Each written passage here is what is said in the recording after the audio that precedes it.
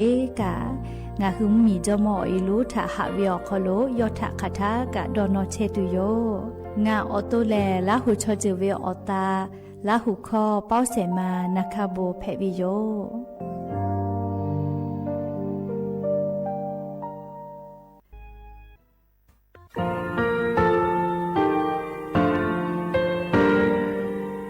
งาคือมีติปิเพกาวิเชแลงาคือติกาติชูแลติเลเพกาวิมาเฮยาค่างาคือชอยาออตุคโลกาติเชวิออเคโอคาติผาคาชูโยอาชูโยวิโยกาคาเดติเลอติเกกาพุติลาวิทปาตองาคือชอยาอาสติกาวิโยงาคือออตุคโลออเคโอคากาติเชวิเวอีเวมาโกติยาลิเลทอกาอายิเวคาชเวเพวิโยอลักวงาคือออตุคโลออเคโอคากาติยายามาเตียลาบิโลโกงาคือชอยาทอกาอาสติมากาวิคาชูงาคือมีติปิเพกาวิเจแลงาคือติมูติสติเพเลอติกาลิเลอาชูโยเวอวูปุตาเวกันติภาคาเสติเกคาเดกากาติเชวิทัปาตอ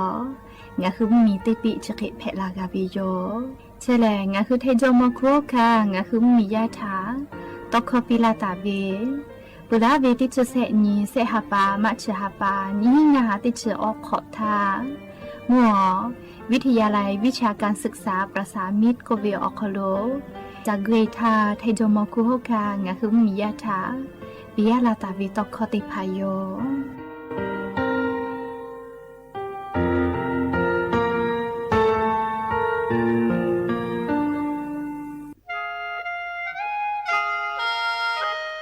คณะรัฐมนตรีมติจอตาวิคาสนินชกอนิติชหปานิหิงาหาขอชิสขอวิอยาวคโล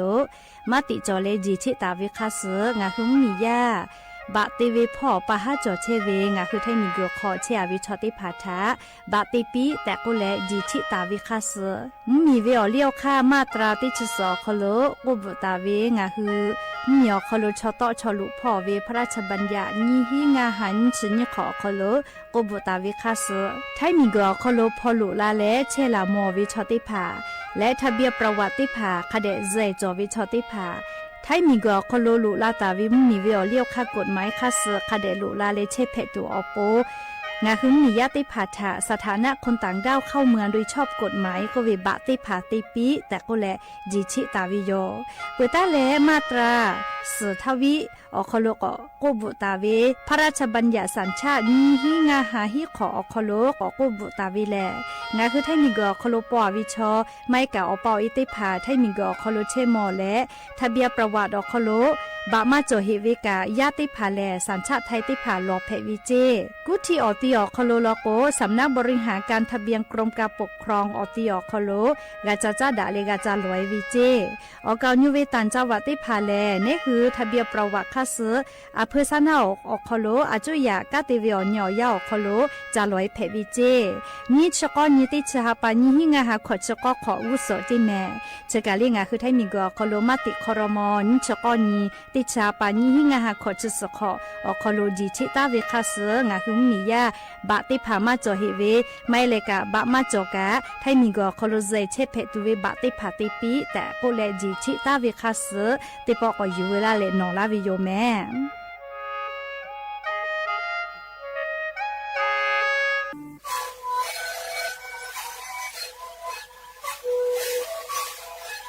ชริกูนฟิยาแกเชเวอคาชเลและหุคตะกูออตีตวะที่นี้เอ็นนาบาเต็งที่โอหาจิขอตัวเฮเต็งเลเลงหลอกเอาพ่ออยาก็ชิเดนาลีกูและไปชินาลีเล่นถูกไปอยาที่มาดิใช้แต่แล้วพ่อมาดิชาพยองเต็งเลเลและหุคอก็ชิเวและงานและหุคอก็เชสมานะคาโบเมดิโซ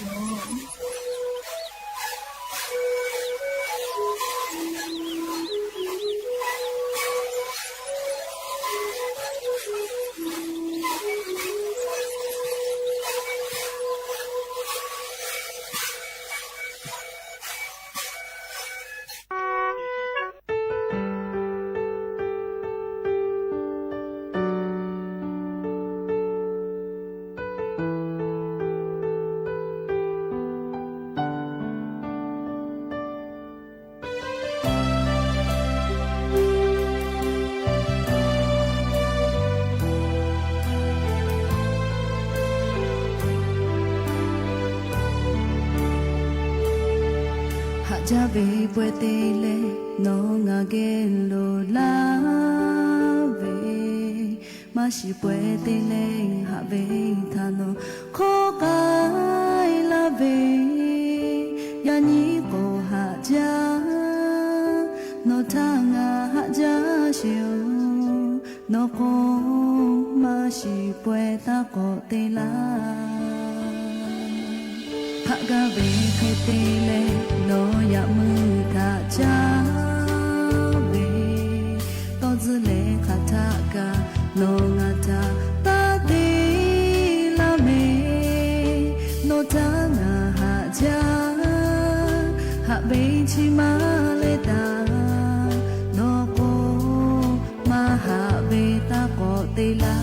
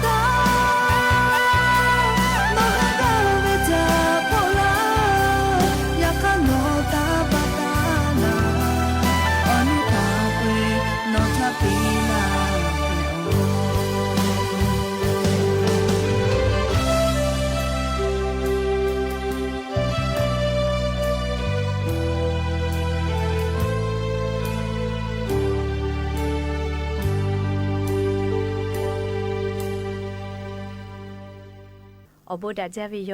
อย่าเพิ่งหาติปอทอกาดาจาวิโอยาเจาะคโล งาคือติปอก็กะมีลาแลฉบาอุปาลุเชตาวิอวิอญีลาหุยาติภาเกอติแกไรกาอบุดะเจ้าคโลกะพูกะโมดะวิทัปปะตอ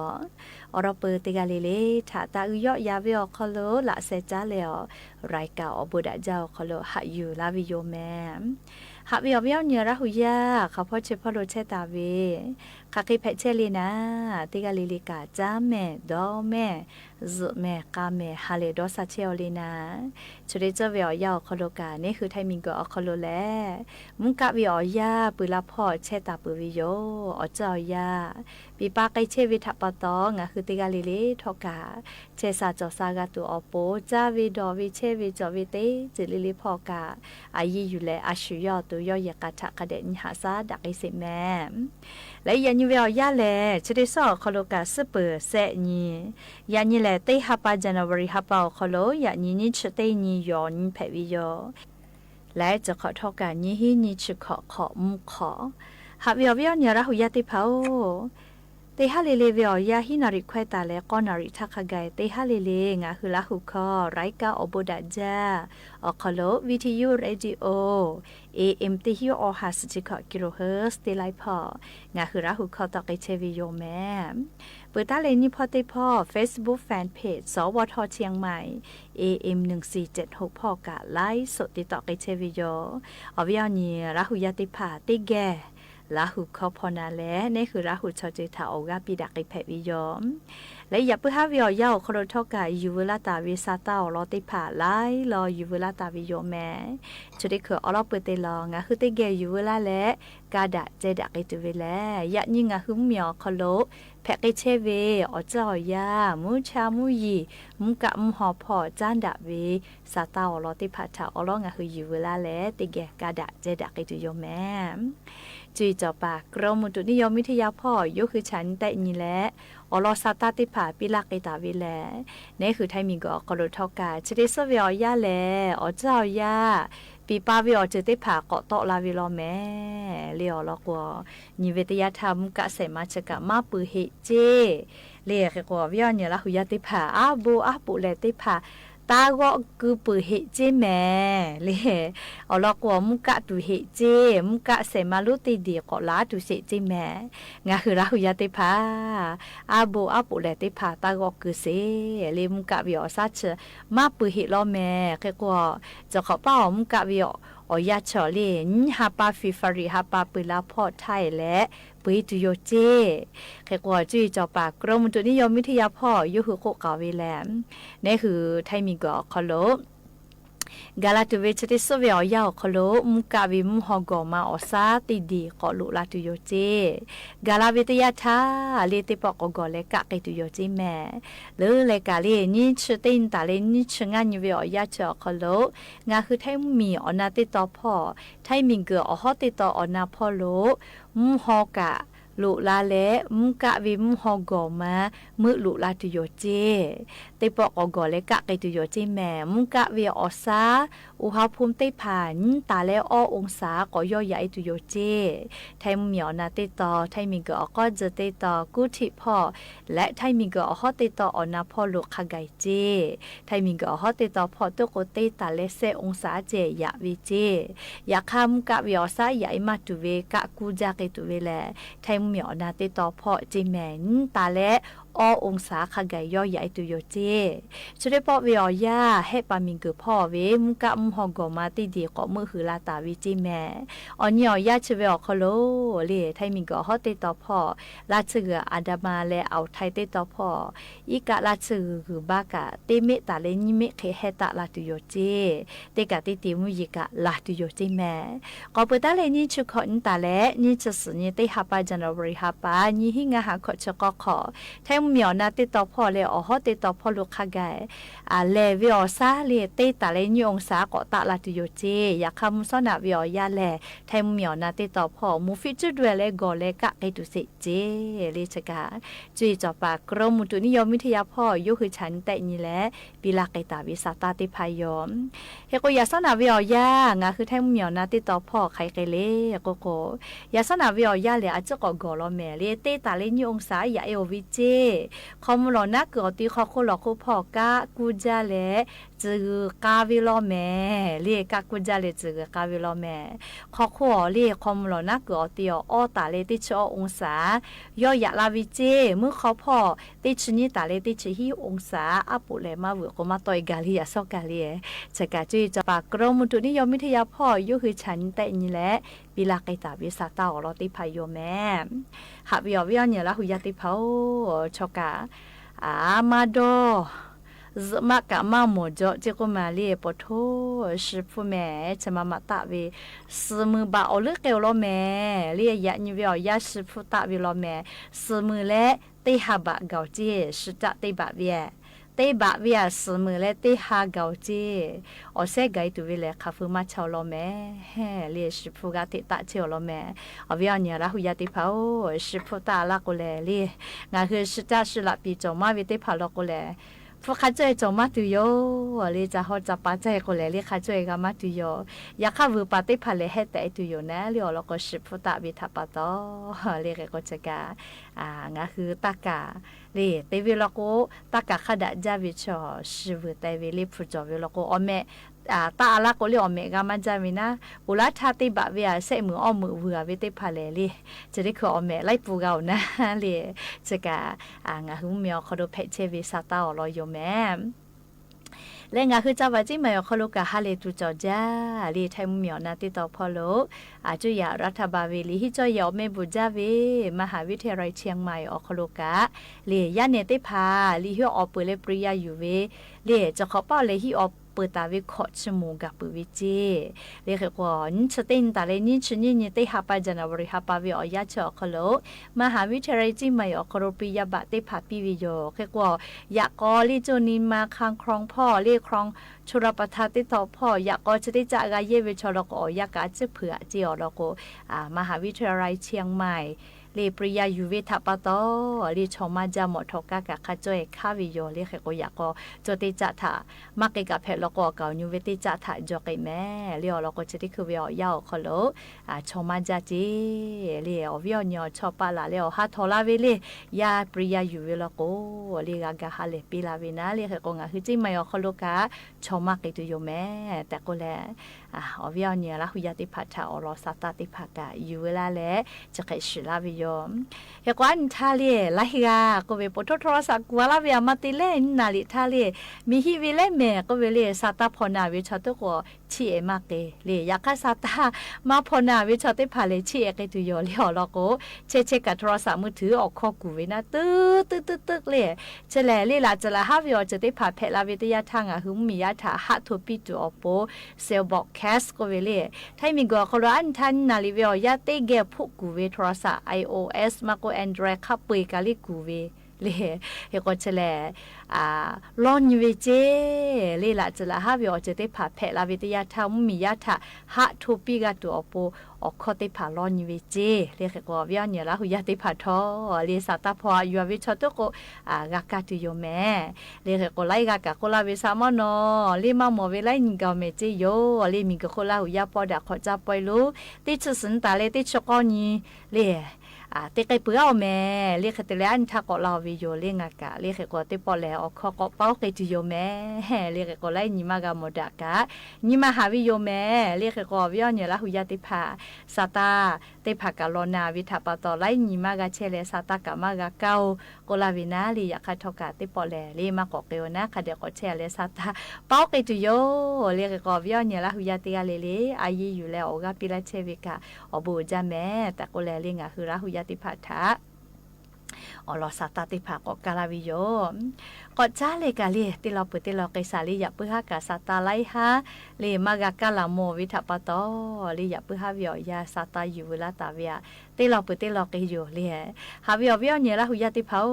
จุดที่คือวิอยาโรคฝีดาบวานอนก็เวลีเชเวเล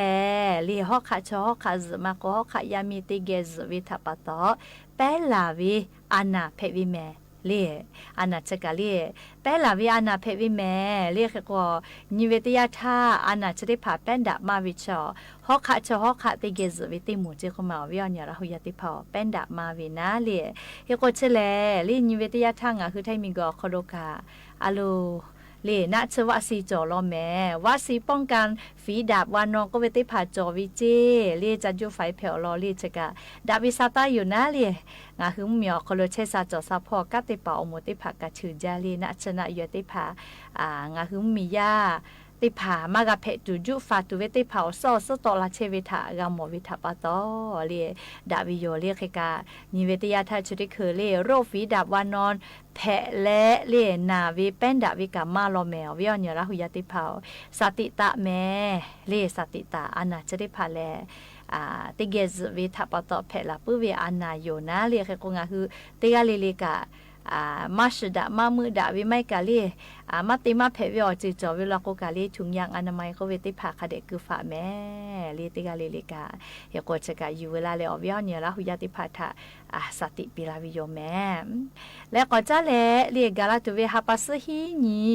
นี่ฮาปาฟิฟาริฮาปาวิอยาแลงาคือไทมิกอคโลเมกุเวเลออนแพวิโยเลเมกุเวออนแพวิโยเฮโกงาคือแม่มักกุเวติยาทาเลใครเลก็เลไม่มากคือเวทยาทางาฮือกะคือกะจอวิอเจติผาจุยารัฐบาลเป้าช่วยลาเวต่อป้าติแหละหนูขอแซเรียกผู้ใหญ่บ้านสมัครวินะละสมัครวินะคือคนอเม็ดมักคือเวลาก็เลี้ยวที่ขอวิอยาคนนอผู้ใหญ่บ้านละสมัครมาแผ่ลีจะสมัยตีมาแผ่วีนะจะได้พาสู้ลาวิโยเรียกก็ไล่จือจอเฮเลี้ยงคือแม่คือวิอยาเลยไม่มักคือเวลาก็เรียกก็งาคือจะขอนี้งาหาขอจะก็ขอเลี้ยงคือแม่คือเวลาเลติกาเวียเลเมกุเสมากาตุโยเลเมกุเสมากาตุโยอ๋อเราก็จะขอเลยอาจจะพิเศษเวนะมาติเลก็เสียประชามติกาโตเวเลเสียประชามติโตเวเฉลียมาวิอลอเลก็คงงาคือมียาเมาเวดอจอเวก็เวนะเลอะโทมาพ่อเลก็คงมีวิอเลียวค่ากฎหมายกูปาเวียจ้าดะเวเลเฉเวียดอจอลามาดอจอลาแต่ก็เลยเสียประชามติติผาติโตเว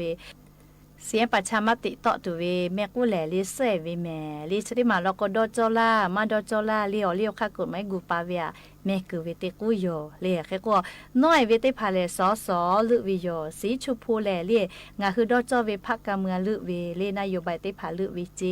เลี้ยแค่ก็ติกาเวียเสกูกาตุโยเลี้ยแค่ก็งาคือไทมิงก็คโลเชเวงาคือลาหุยาติกาเลทอกทางาคือติกาเลกาเลี้ยมีเวอเลี้ยวค่าแต่ตาเวคัสนาอยู่แลคาเดกากะเตวิแม่เลี้ยวลอกว่างาคือไทมิงก็คโลเชวิทยาทาไทมีเวอเลี้ยวค่ากฎหมายฮอลโลกาเชวิแม่แต่ก็แลเลติกาเลทักกะนาเลงาคือไทมิงก็คโลจะขอเป้านี่งาหาขอจะก็ขอโลเมกุวิแลลีเมกุติกาเวียเสกูกาวิโยคเตเลเมกุวิอยาเลฮาปัสฮีนีเลฮาปัสฮีนี่ฮาปาฟิฟาริฮาปานี่ฮีงาหาขอจะก็ขอมุซอฮีนาลิตาเลมเพื่อเป้างานนาริทักขไกเจแต่ก็แลอวิยานีละหุยาติพัทาเลียอลอซาตาติพัชเคกาลาวิโยแมเลยอย่าเพื่อให้ตัวปอชดากระดาษตัววิอรอสตากะจะให้ไม่จะได้โยแม่โลลาเลอ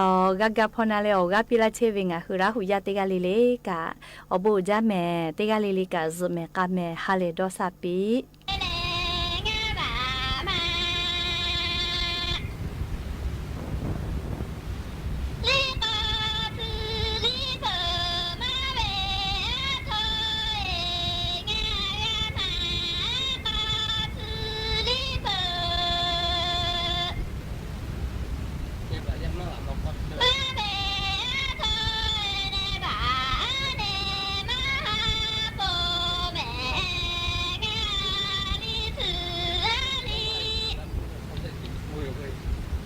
Nên bạn nên mong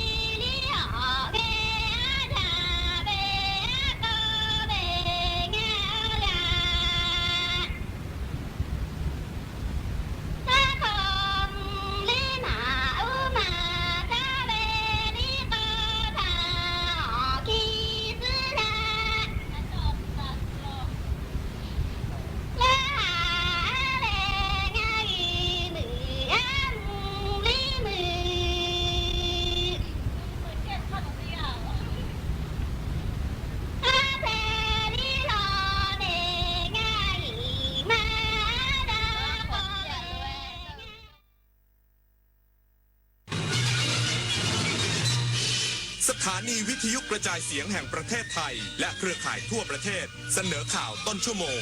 รู้เร็วรู้จริงเกาะติดทุกสถานการณ์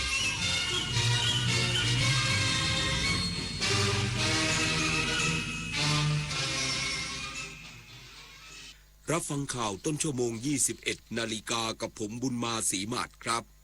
ศาลรัฐธรรมนูญมีมติให้ความเป็นรัฐมนตรีของนายภูมิธรรมและพันตำรวจเอกทวีไม่สิ้นสุดลงเนื่องจากไม่พบพฤติการขาดจริยธรรมร้ายแรงจากคดีหัวเลือกสว.อีกสักครู่กลับมาติดตามรายละเอียดครับ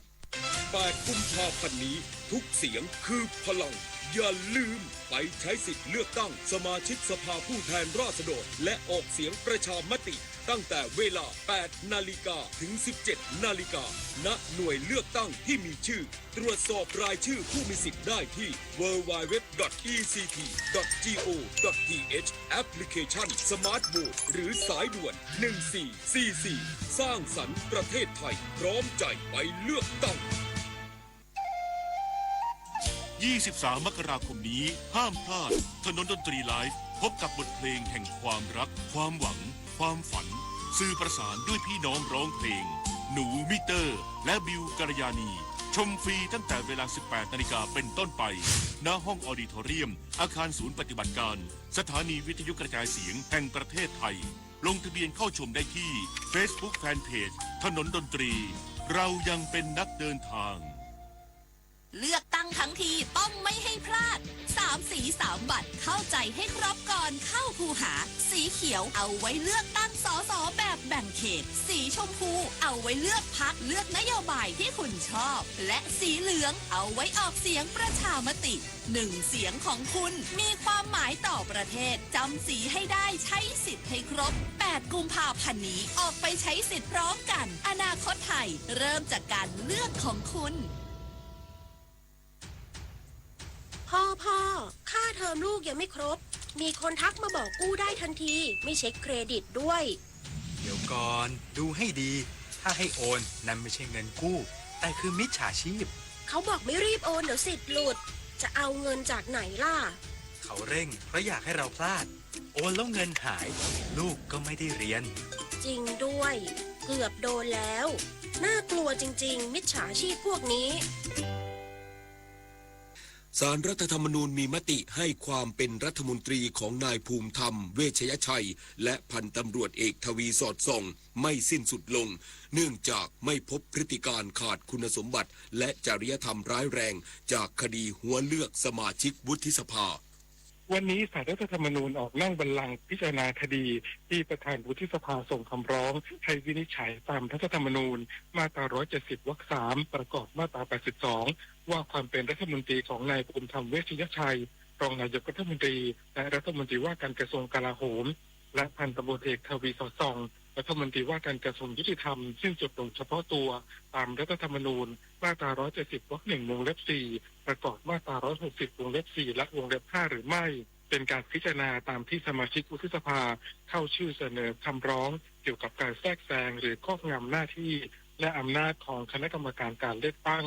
โดยได้อ่านคำวินิจฉัยสรุปความกรณีของนายภูมิธรรมเวชยชัยรองนายกรัฐมนตรีและรัฐมนตรีว่าการกระทรวงกลาโหมมีมติเสียงข้างมาก8-1ไม่พบว่ามีพฤติกรรมไม่ซื่อสัตย์สุจริตตามรัฐธรรมนูญมาตรา 160 วงเล็บ 4 และมีเสียงข้างมาก7-2วินิจฉัยไม่มีพฤติกรรมอันฝ่าฝืนหรือไม่ปฏิบัติตามมาตรฐานทางจริยธรรมอย่างร้ายแรงตามรัฐธรรมนูญมาตรา 160 วงเล็บ 5 ผู้ร้องจึงไม่สิ้นสุดลงเฉพาะตัวตามรัฐธรรมนูญส่วนกรณีของพันตำรวจเอกทวีสอดส่องรัฐมนตรีว่าการกระทรวงยุติธรรมประเด็นความซื่อสัตย์สุจริตมีมติเสียงข้างมาก7-2วินิจฉัยว่าไม่สิ้นสุดลงเฉพาะตัวตามรัฐธรรมนูญและมีมติเสียงข้างมาก5-4ว่าไม่มีพฤติกรรมฝ่าฝืนหรือไม่ปฏิบัติตามมาตรฐานทางจริยธรรมอย่างร้ายแรงจึงไม่สิ้นสุดลงเฉพาะตัวตามรัฐธรรมนูญเช่นกันศักดิ์สิทธิ์ประดับฉินรายงานเลขาธิการปปชเปิดเผยความคืบหน้าคดีคำกล่าวโทษพลตำรวจเอกสุรเชษฐ์หักพานชี้เป็นคดีเกี่ยวพันกรรมการปปชพร้อมส่งเรื่องคืนพนักงานสอบสวนดำเนินการตามกฎหมาย นายสุรพงษ์อินทรถาวรเลขาธิการคณะกรรมการป้องกันและปราบปรามการทุจริตแห่งชาติหรือปปช.แถลงความคืบหน้ากรณีกองบัญชาการตำรวจสอบสวนกลางส่งคำกล่าวโทษให้ดำเนินการกับพลตำรวจเอกสุรเชษฐ์หักพานกรณีให้ทรัพย์สินแก่เจ้าพนักงานของรัฐเพื่อช่วยเหลือทางคดีโดยที่ประชุมคณะกรรมการปปช.ได้พิจารณาคำกล่าวโทษดังกล่าวซึ่งเกี่ยวข้องกับกรรมการปปช.และเจ้าหน้าที่ของรัฐหรือบุคคลอื่นตามกฎหมายที่เกี่ยวข้องคณะกรรมการปปช.เห็นว่ากรณีการกล่าวหาเจ้าหน้าที่ของรัฐและบุคคลอื่นที่ไม่ใช่กรรมการปปช.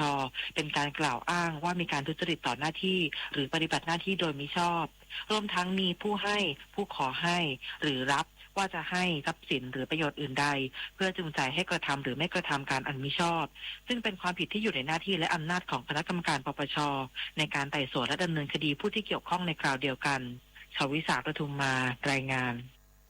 เจ้าหน้าที่ทางการไทยจีนและเมียนมาร่วมส่งตัวชาวจีนที่เกี่ยวข้องขบวนการสแกมเมอร์ในจังหวัดเมียวดีผ่านชายแดนอำเภอแม่สอดเป็นวันที่2รวม6เที่ยวบิน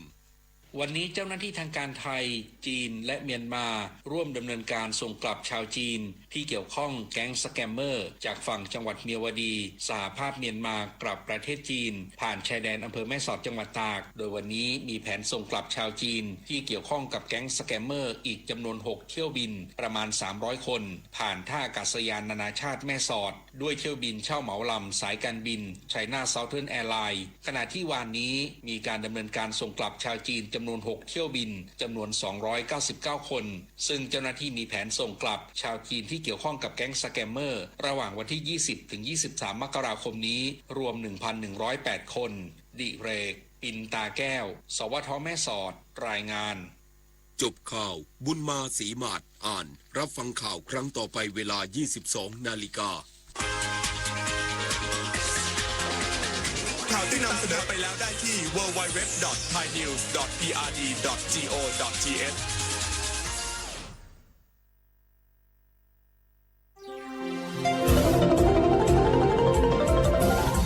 วิทยุแห่งประเทศไทยให้ความรู้คู่ความสุข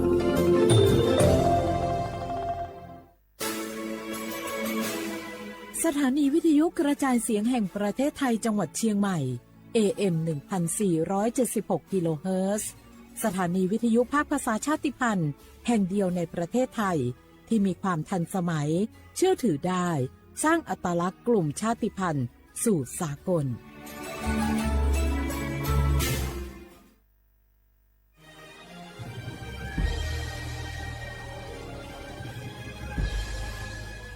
เกิดเป็นคนไทยเติบโตบนผืนแผ่นดินไทยจงภูมิใจในความเป็นไทยชาติไทยเรานั้นนับเป็นชาติที่มีความเป็นมาเก่าแก่ยาวนานเรามีภาษาวัฒนธรรมและมีสิ่งต่างๆที่เป็นเอกลักษณ์ให้เราได้ภาคภูมิใจในความเป็นคนไทยเราควรเห็นคุณค่าและมีความรักชาติหวงแหนแผ่นดินอันเป็นมรดกของบรรพชนร่วมภาคภูมิใจในความเป็นไทย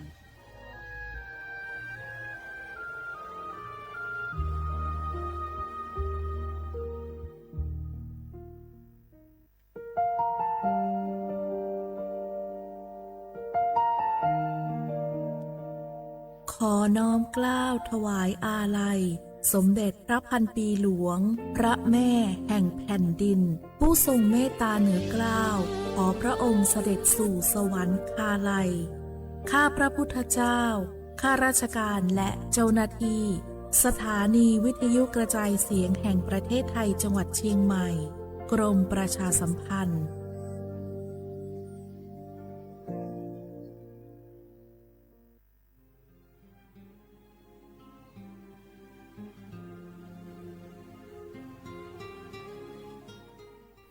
This is a moment of profound grief for the Kingdom of Thailand. We, the collective voices of Radio Thailand Chiang Mai, join the Thai nation in mourning the passing of our beloved Queen Martha, Her Majesty Queen Sirikit. Her life was a testament to the unwavering service, grace,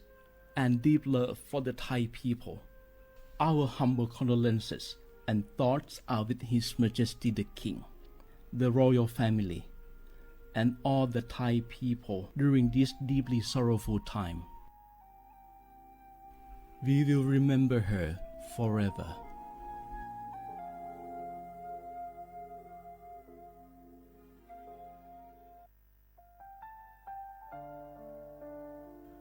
อาเดือไทยมิขอส่งเผาอามาสมเด็จพระนางเจ้าสิริกิติ์พระบรมราชินีนาถพระบรมราชชนนีพันปีหลวงควยตาโอดาเลียกาชายันดาชอเนมาอายออามามิขอเปียวเนไทยมิขอกะดูอาคาชอเจอกะดูเงเกเนลาหมายแอจิเชนีเถามิเนนืมาละเขมาเงเลเชญาเธอมิเนอาดิมาโยหานาลูอายองเนเกเนโยเยบอเนมาอีนอายอมโดอาดิเนโรเอียเนควยตาโอดาเลมิเนนืมาเนสาวเนวอจอจอยเรญาอาดิมาโยหานาลูอายองนืมาละเขยอจอนาลูเนเกเนโยเยบอชอเนมางามาอาขาวชอเจโยกานาลู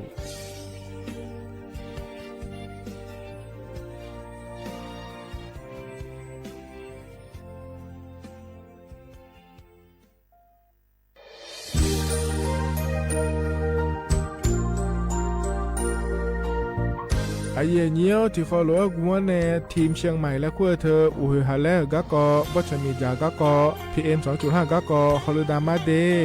ไอเยนี้มีจาโดโมนะทกศูนย์อำนวยการและแก้ไขปัญหาไฟป่าหมอกควันและฝุ่นละอองจังหวัดเชียงใหม่ละเพื่อนกาสโบจำยองาซุ้มตีนีเย่จำยอเยียงจังเลยยาไม่เดเจ้ามาเมื่อฮอปาย้อนยุ่มได้จางอาเดเยเนียวทกปชมีจาอุหาและฮอเนพีเอ็น2.5 กะกอฮอลูดาอากกามาคาทกแอปพลิเคชันไฟดีและขั้วปาเนออนุมายานะมีจามาบิเคเจเดอันอายามก็ดูนะขอนี้อันตีบาลาติเสียในอันสุมเชติบาลางาซีอาคนยิพังงายาโกช่วยกันนี้อาส่วนมาขาจะบ่อนายย่อปายุบ่อยเจเดหนึ่งเหมือนในสำนักงานประชาสัมพันธ์จังหวัดเชียงใหม่และที่ฟอลโล่กุมอกลุ่มมือดาราญานีทีมเชียงใหม่และขั้วเธอที่ฟอลโล่เกิดดามาเดเธอมีเนทียิที่โปกาเนือกามาพาအရင်ညကြလာငယ်အနာညီချေဝဘလာချေစီအခုညီဖငါရကိုချစ်စငယ်နော်တကခနာထမတီရပေါ်ကြောလောအရင်ညီစန်ချကကောဆာလူဒန်ချပနေကဒူဒေလဲပေါ်ကြငါเดยညောเดเธอก็ย่อมมาตรา17แห่งพระราชบัญญัติคนเข้าเมืองพศ2522และขั้วเธอก็เธอแน่อายุนี้เธอก็ถ่ายมิขอละคุยพ่ออ้อเหลียวว่าม้อนี่จอละเดอเขาแน่รอทะเบียนประวัติและขั้วเธอย่อฉาเจียเดอนะขอนี้เยี่ยวเธอก็ย่อหาก็ดูการขอสถานะคนต่างด้าวเข้าเมืองโดยชอบด้วยกฎหมายและขั้วเธอเดินยาเมเจเดเยเนียวเดเขาแน่เยเนียวมาตรา7ทวิแห่งพระราชบัญญัติสัญชาติพศ2508อายุนี้เธอก็ถ่ายมิของละคุยเดแล้วแน่อาดามงนะอามาเธอก็ทะเบียนประวัติบุคคลไม่มีสถานะทางทะเบียนและอ้อเธออายุนี้สัญชาติสัญญาเมเจเดเยเนียวเดใช่ก็ดูนะขอนี้กูเทเมืองละคุยย่อนะเธอก็สำนักบริหารการทะเบียนกรมการปกครองและคุกาสัญญาเมเดยมือยอละคุยนะเยเนียวเธอก็ในอำเภอโยฮันเนโจดัวรอราชการอายามละคุยอันนีเชวบาลาโกซีอาคนนีพังอายาโกเชวขวงเกนีเดเยเนียวมาถาเจริญานาโกโฮมาเลนาโกนากาสปสชขอนาโกลาซาเพขอเนแมเอขออดูอติยาลวยชิหอหมอเนดอบิลวยบัทอนซุมอยาลาซาเมขวยตาหมอโดโดเนเฮลวยขอลาซาญาเมหมอเนฮอมอนาลูกาเนหนุ่ยเจลวยลาซาญาเมอีคังจอลาซากะเกนีฮอเนเมสิญญาเจมอนาสปสชติซุมจำยอสปสชเขต1เชียงใหม่นากาจำยองาซุมညီရဲ့ငါซุมငါปโยดามโอเดนากาตีโกจำยอนึมานาโกนาลูเดนากาติซุมညီซุมโยกานาลูก็ดูไม่ได้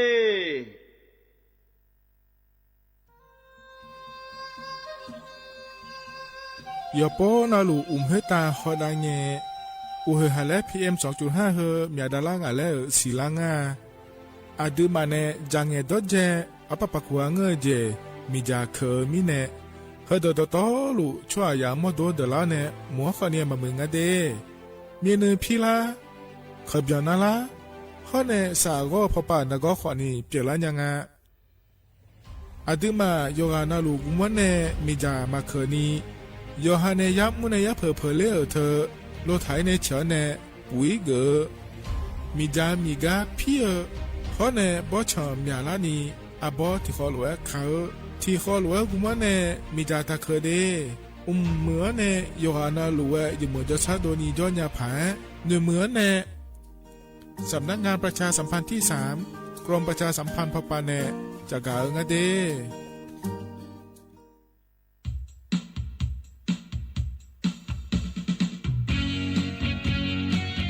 อัลโหลก็กอจากาเอกายังเดเยเนียเดไอเยเนียวอันนั้นแย่บาลานีสีอคนนี่พังอายะโกเชอนั่นนะไอเยนี่ตะกาสัญชาติยาลาเดมันยันนี่โยกานาลุโยฮายุมเอโดเนโยฮาชมยังฮะจากาการเลือกตั้งและขั้วเธอได้เดเยเนียวเดโยออและเยเนียวเฮงเงินนะคนนี้โยฮาบัตรประจำตัวประชาชนและหัวเนเชาสุนตายกองเดเยเนียวเดอาจารย์เบต้านะคนนี้ย้อนยื้อเธอนะคนนี้บัตรเลือกตั้งสสแบบแบ่งเขตเลือกตั้งและงานเดียเนียวยอพื้บัตรเลือกตั้งสสแบบบัญชีรายชื่อข้อเนยอซื้อนะคนนี้บัตรออกเสียงประชามติแก้ไขรัฐธรรมนูญและงานเดียเธอมีเนยงานลุเอโดเนยหายี่มือดาราเนี่ยก็ดูก็เดียเนียวเด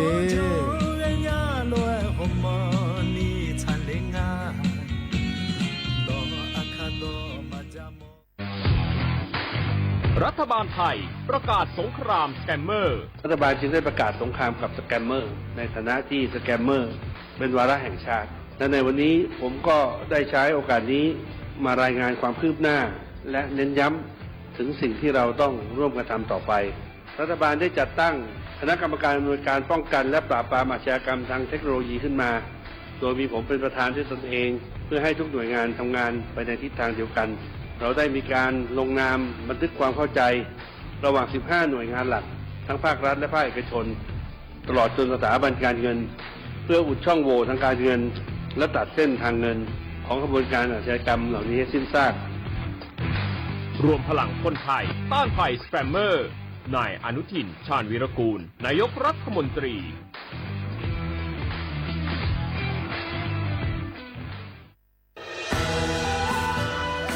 จากศาลากลางจังหวัดน่านหลังเก่าพัฒนาสู่การเป็นศูนย์การเรียนรู้นันทศิษย์ปาคารโดยมูลนิธิรักป่าน่านนับเป็นพระมหากรุณาธิคุณที่สมเด็จพระกนิษฐาธิราชเจ้ากรมสมเด็จพระเทพรัตนราชสุดาสยามบรมราชกุมารีได้พระราชทานนามนันทศิษย์ปาคารอันหมายถึงอาคารแห่งความรู้ทุกแขนงของจังหวัดน่านภายในประกอบด้วยห้องนิทรรศการเฉลิมพระเกียรติรัชกาลที่ 9 แสดงพระราชประวัติและพระราชกรณียกิจของพระผู้ทรงเป็นพลังแห่งแผ่นดินและต้นแบบของความเพียรรถพระที่นั่งอนุสรณ์แห่งการเสด็จเยี่ยมราษฎรในถิ่นทุรกันดารทั่วทุกภูมิภาคของไทยพิพิธภัณฑ์ศาลากลางจังหวัดน่านความทรงจำของอาคารหลังเก่าและการอนุรักษ์สิ่งสำคัญของเมืองน่านเทคโนโลยีกับมนุษย์จุดประกายความคิดสร้างสรรค์สู่การสร้างนวัตกรรมในอนาคตน่านซิมูเลชันแนวทางจัดการขยะที่ยั่งยืนเพื่อตระหนักถึงผลกระทบต่อสังคมเศรษฐกิจและสิ่งแวดล้อมห้องสมบัติน่านย้อนรอยสู่อดีตและความรุ่งเรืองของนครน่านผ่านเงินตราเครื่องเงินและผ้าทองเปิดให้เข้าชมฟรีไม่มีค่าใช้จ่ายตั้งแต่เวลา 9 นาฬิกาถึง 17 นาฬิกาหยุดทุกวันจันทร์และวันนักขัตฤกษ์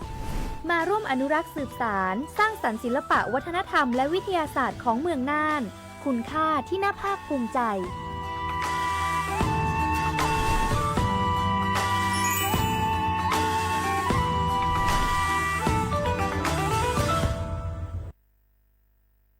ข้าชอแม่น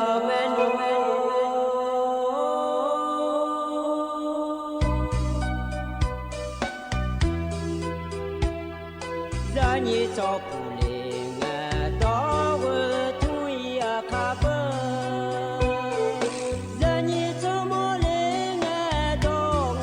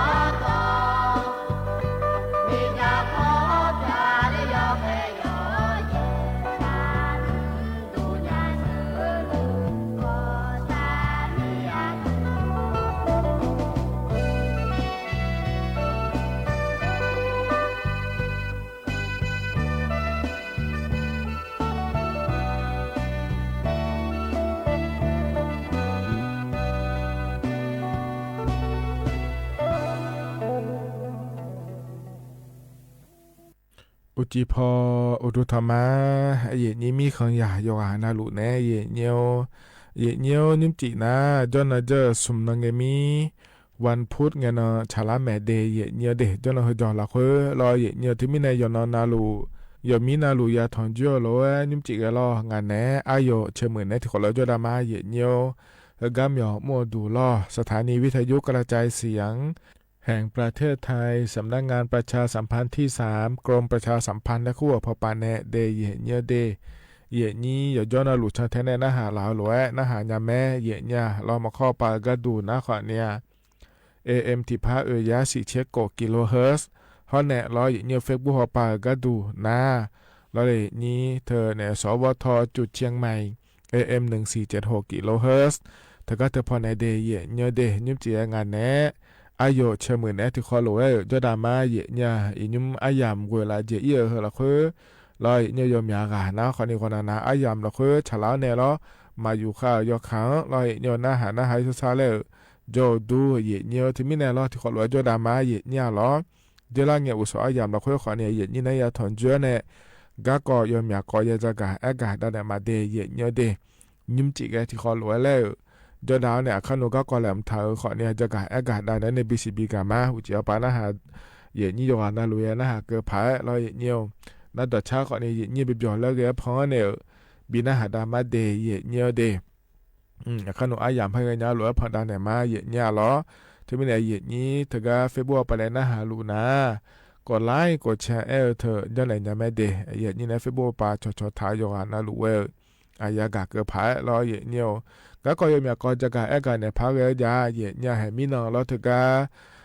รัฐบาลไปในเยื่อนักเขาปังเราถือการเนี่ยจังหอก็ดูเดเราก็ร้อนนะขอในเนี่ยก็พอในจะการกันในยาผายแล้วเซลบอร์ดแคและขั้วเธอบิโดล่าแม่ในเย่นี้เฮก็มานี่น่าเกิดจีเกิดหมองาและขนมอะไรเหมือนจะการในเนี่ยนั่นเธอแต่เมื่อรัฐบาลก็ยังมีก็แหลมถ่ายจะมาดีเพราะในเย่นี้น่าก็ต้องเชื่อก็ขอในเงื้อขนมจะการในมาเย่เนี่ยถึงมีในล้อจัดแทนนะหันยาแม่ที่คนเราจะนำมาคือกันเลยนะเยี่ยอันนั้นจะไม่จักรได้มาเดย์เยี่ยเดย์ยิ้มจีฮก้าเยี่ยนะถอนเจือเดียขาอันนั้นยอดที่นั้นฉลาดง่ายเยี่ยล้อบาลาสีนะขอเนี่ยทีซีอาโคน้ำมันที่โคงาเดย์ไทยอันนั้นอินาวันพุธอันนั้นนิเชติบาลาสีนะมกราคมอาโคนิพังอายาโกเชื่อเดย์เยี่ยเดย์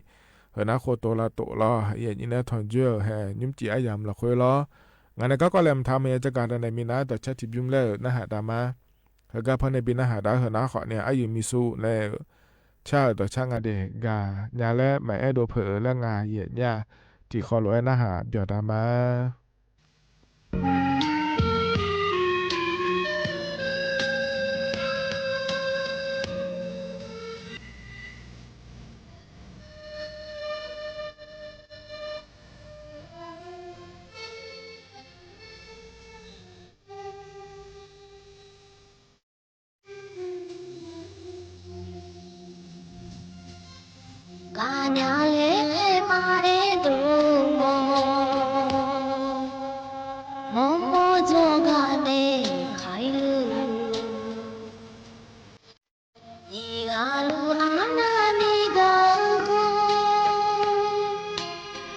Abiyanya bulona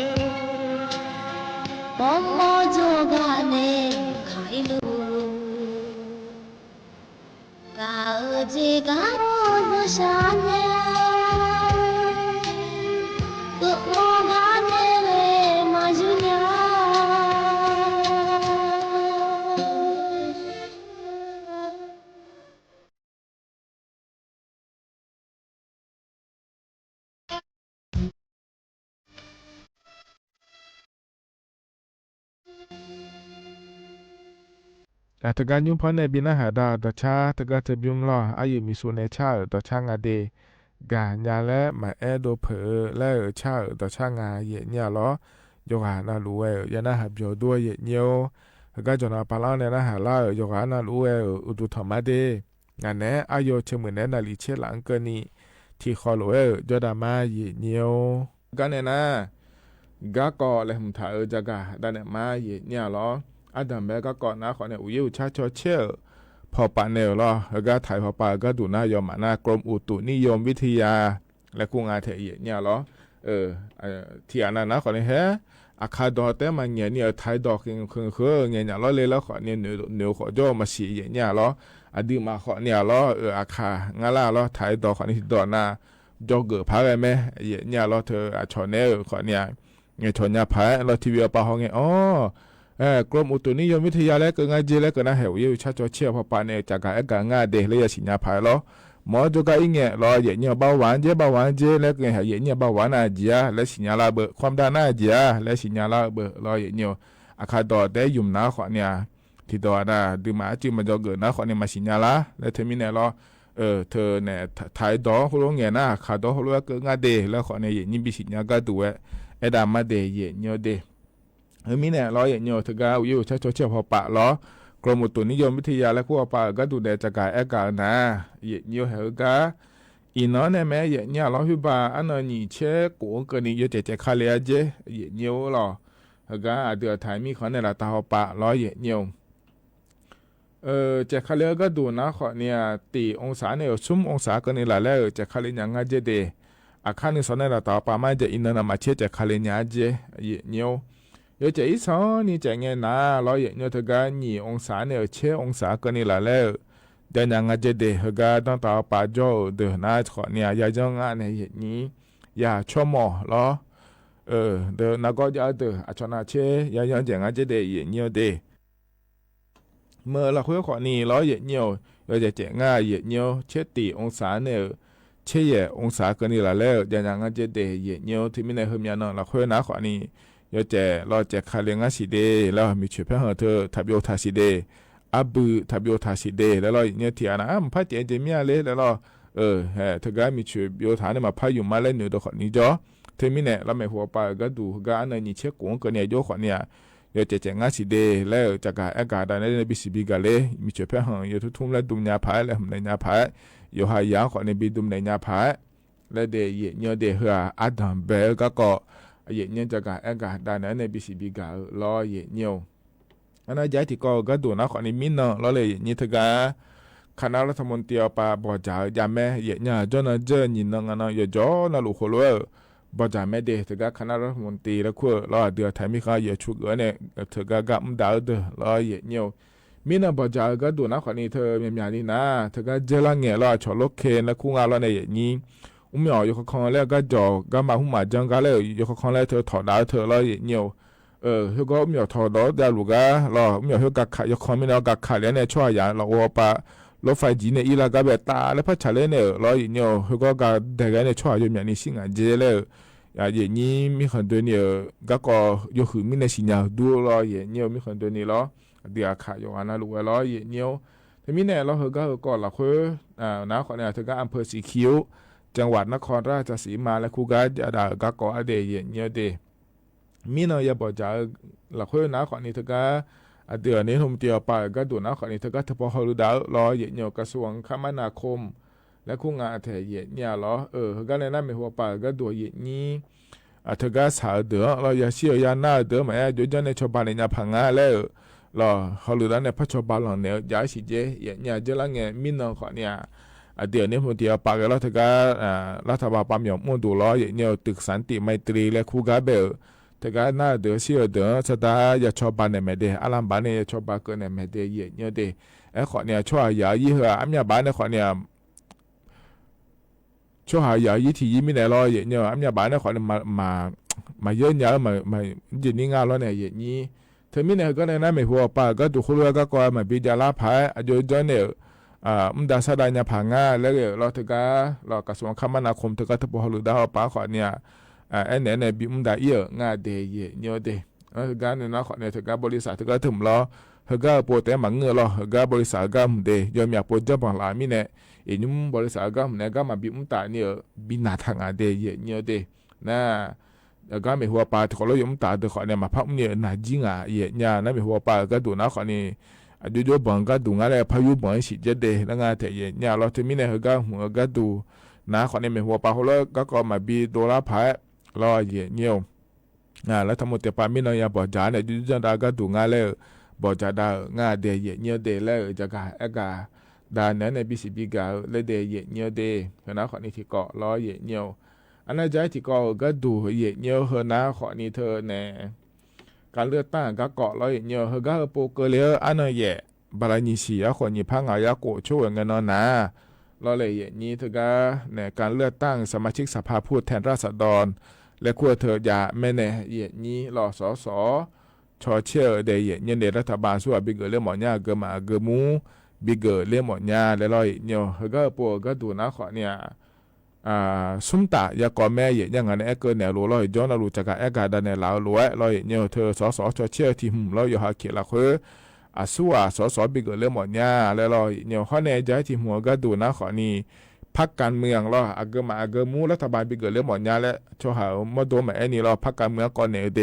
ข้อในใจที่หัวก็ดูนะขอในการออกเสียงประชามติและคู่งานเถียงรัฐธรรมนูญสื่อรออยู่หุ่มนั้นยี่พังอายะโกเชียงไงยุ่มลาวโขง่ายเนี่ยยสื่อหุ่มยาหมอเมียโลมายาหมอยาโลแล้วชอเชี่ยวเนี่ยเดยาหมอเมียเดแล้วนะขอในยาหมอเมียแล้วชอเชี่ยมายาหมอยาอยู่หุ่มเกอหมอเมียเดแล้วนะขอในมายาหมอยาแล้วชอเชี่ยวนั่นคือการรัฐธรรมนูญแล้วเธอก็ถึงมาเดือดถ่ายมีขันเราคุยยังคือเดือดเนี่ยยุ่มดาวหุ่มมีเนี่ยเนี่ยเธอก็ชอบอย่างนั้นเดือดถ่ายช่วยหาโยหานะหลวงยานะหางารอเนี่ยนะหาเธอนะขอเนี่ยยศเกิดมาแล้วนะขอยศเกิดมาแล้วเขาก็เห็นชอบแล้วเนี่ยมาเกิดเดย์เกิดเดย์แล้วเกิดนะขอนี้ไม่เห็นชอบแล้วง่ายยมอยากป่วยไอ้เนี่ยรู้เนี่ยก็มาอยู่เลยเมื่อเลยอยู่สิญญาผังอะไรแล้วนะขอเนี่ยเธอก็ต่อไปก็ดูนะขอเนี่ยเราเสือผ้าดุมอยู่พื้นแล้วก็เราชอสีน้ำเงินแล้วคุณแม่เราสีฟ้าแล้วคุณแม่เราย่อๆนะล้วนบิเกินเลยมาเจไอ้เนี่ยเธอก็รัฐธรรมนูญยศสื่อเธอเกิดอายุมึงมาอายุมึงอายุแกก็ดูงานเลยเจนรู้สึกว่าบนทางเนี่ยจีมาเดเธอก็ยังมือพายกูหัวเนี่ยรอเนี่ยเธอก็เธออันนั้นก็แล้วนะขอนี่เกิดมาเกิดเดแล้วก่อนเนี่ยไม่เดมันก็เลยยุ่งบนอินเทอร์เน็ตขอนี่จะล้างงานรอเนี่ยอินเทอร์เน็ตพอปานในขอนี่หอยยาที่ต่อพอปานในขอนี่หอยยารอรัฐธรรมนูญสื่อเธอเกิดหน้าอายุมึงอายุแวก็ดูง่ายอายุมาเมืองก็ดูง่ายอะไรอย่างเงี้ยถามขอนี่อย่างนี้ดังง่ายเนี่ยอย่างนี้เธอมีเนี่ยรออย่างเงี้ยเธอก็เธอพอในขอนี่หอยยาไม่เดขอนี่มือเดือดนะเธอก็ต่อในบินในเหลือก็ ขอถึงน่าชาดือแม่เย่เนี่ยหรอถึงไม่ไหนเหรอนะขอในยิ่งเถียนะเฮือกันนะก็แล้วนะอายุลูกก็พังอะไรเกือบพังอะไรมาเกือบพังอะไรเลยอยู่หาเกือบเนี่ยสักส่วนยาพายเลยจักเอกได้เนี่ยบิสิบิกาเลยเดียเยอะนะมาเงี้ยนี่ร้อยเยอะอันนั้นเยอะบาลานิสีอาขอนี่พังอายากูช่วยกันนะอุดรเนี่ยหรอเลือดตายเนี่ยละเดินนะขอเนี่ยก็เลยเดียเยอะเดียเหรอนะขอเนี่ยยุ่งเหรอกาอาดัมเบอายามเหรอละคุยรอเยอะนี่นะทนจุนเนี่ยจักเอกได้เนี่ยบิสิบิกาเดียเหรอกาหนาเนี่ยตัวชัดทิบยุ่มแล้วนะฮะดามาเดียเยอะเดียเธออีกข้อกาญาแล้วชาตัวช่างเดียที่ข้อหลวงนะฮะเบียดามาเยอะ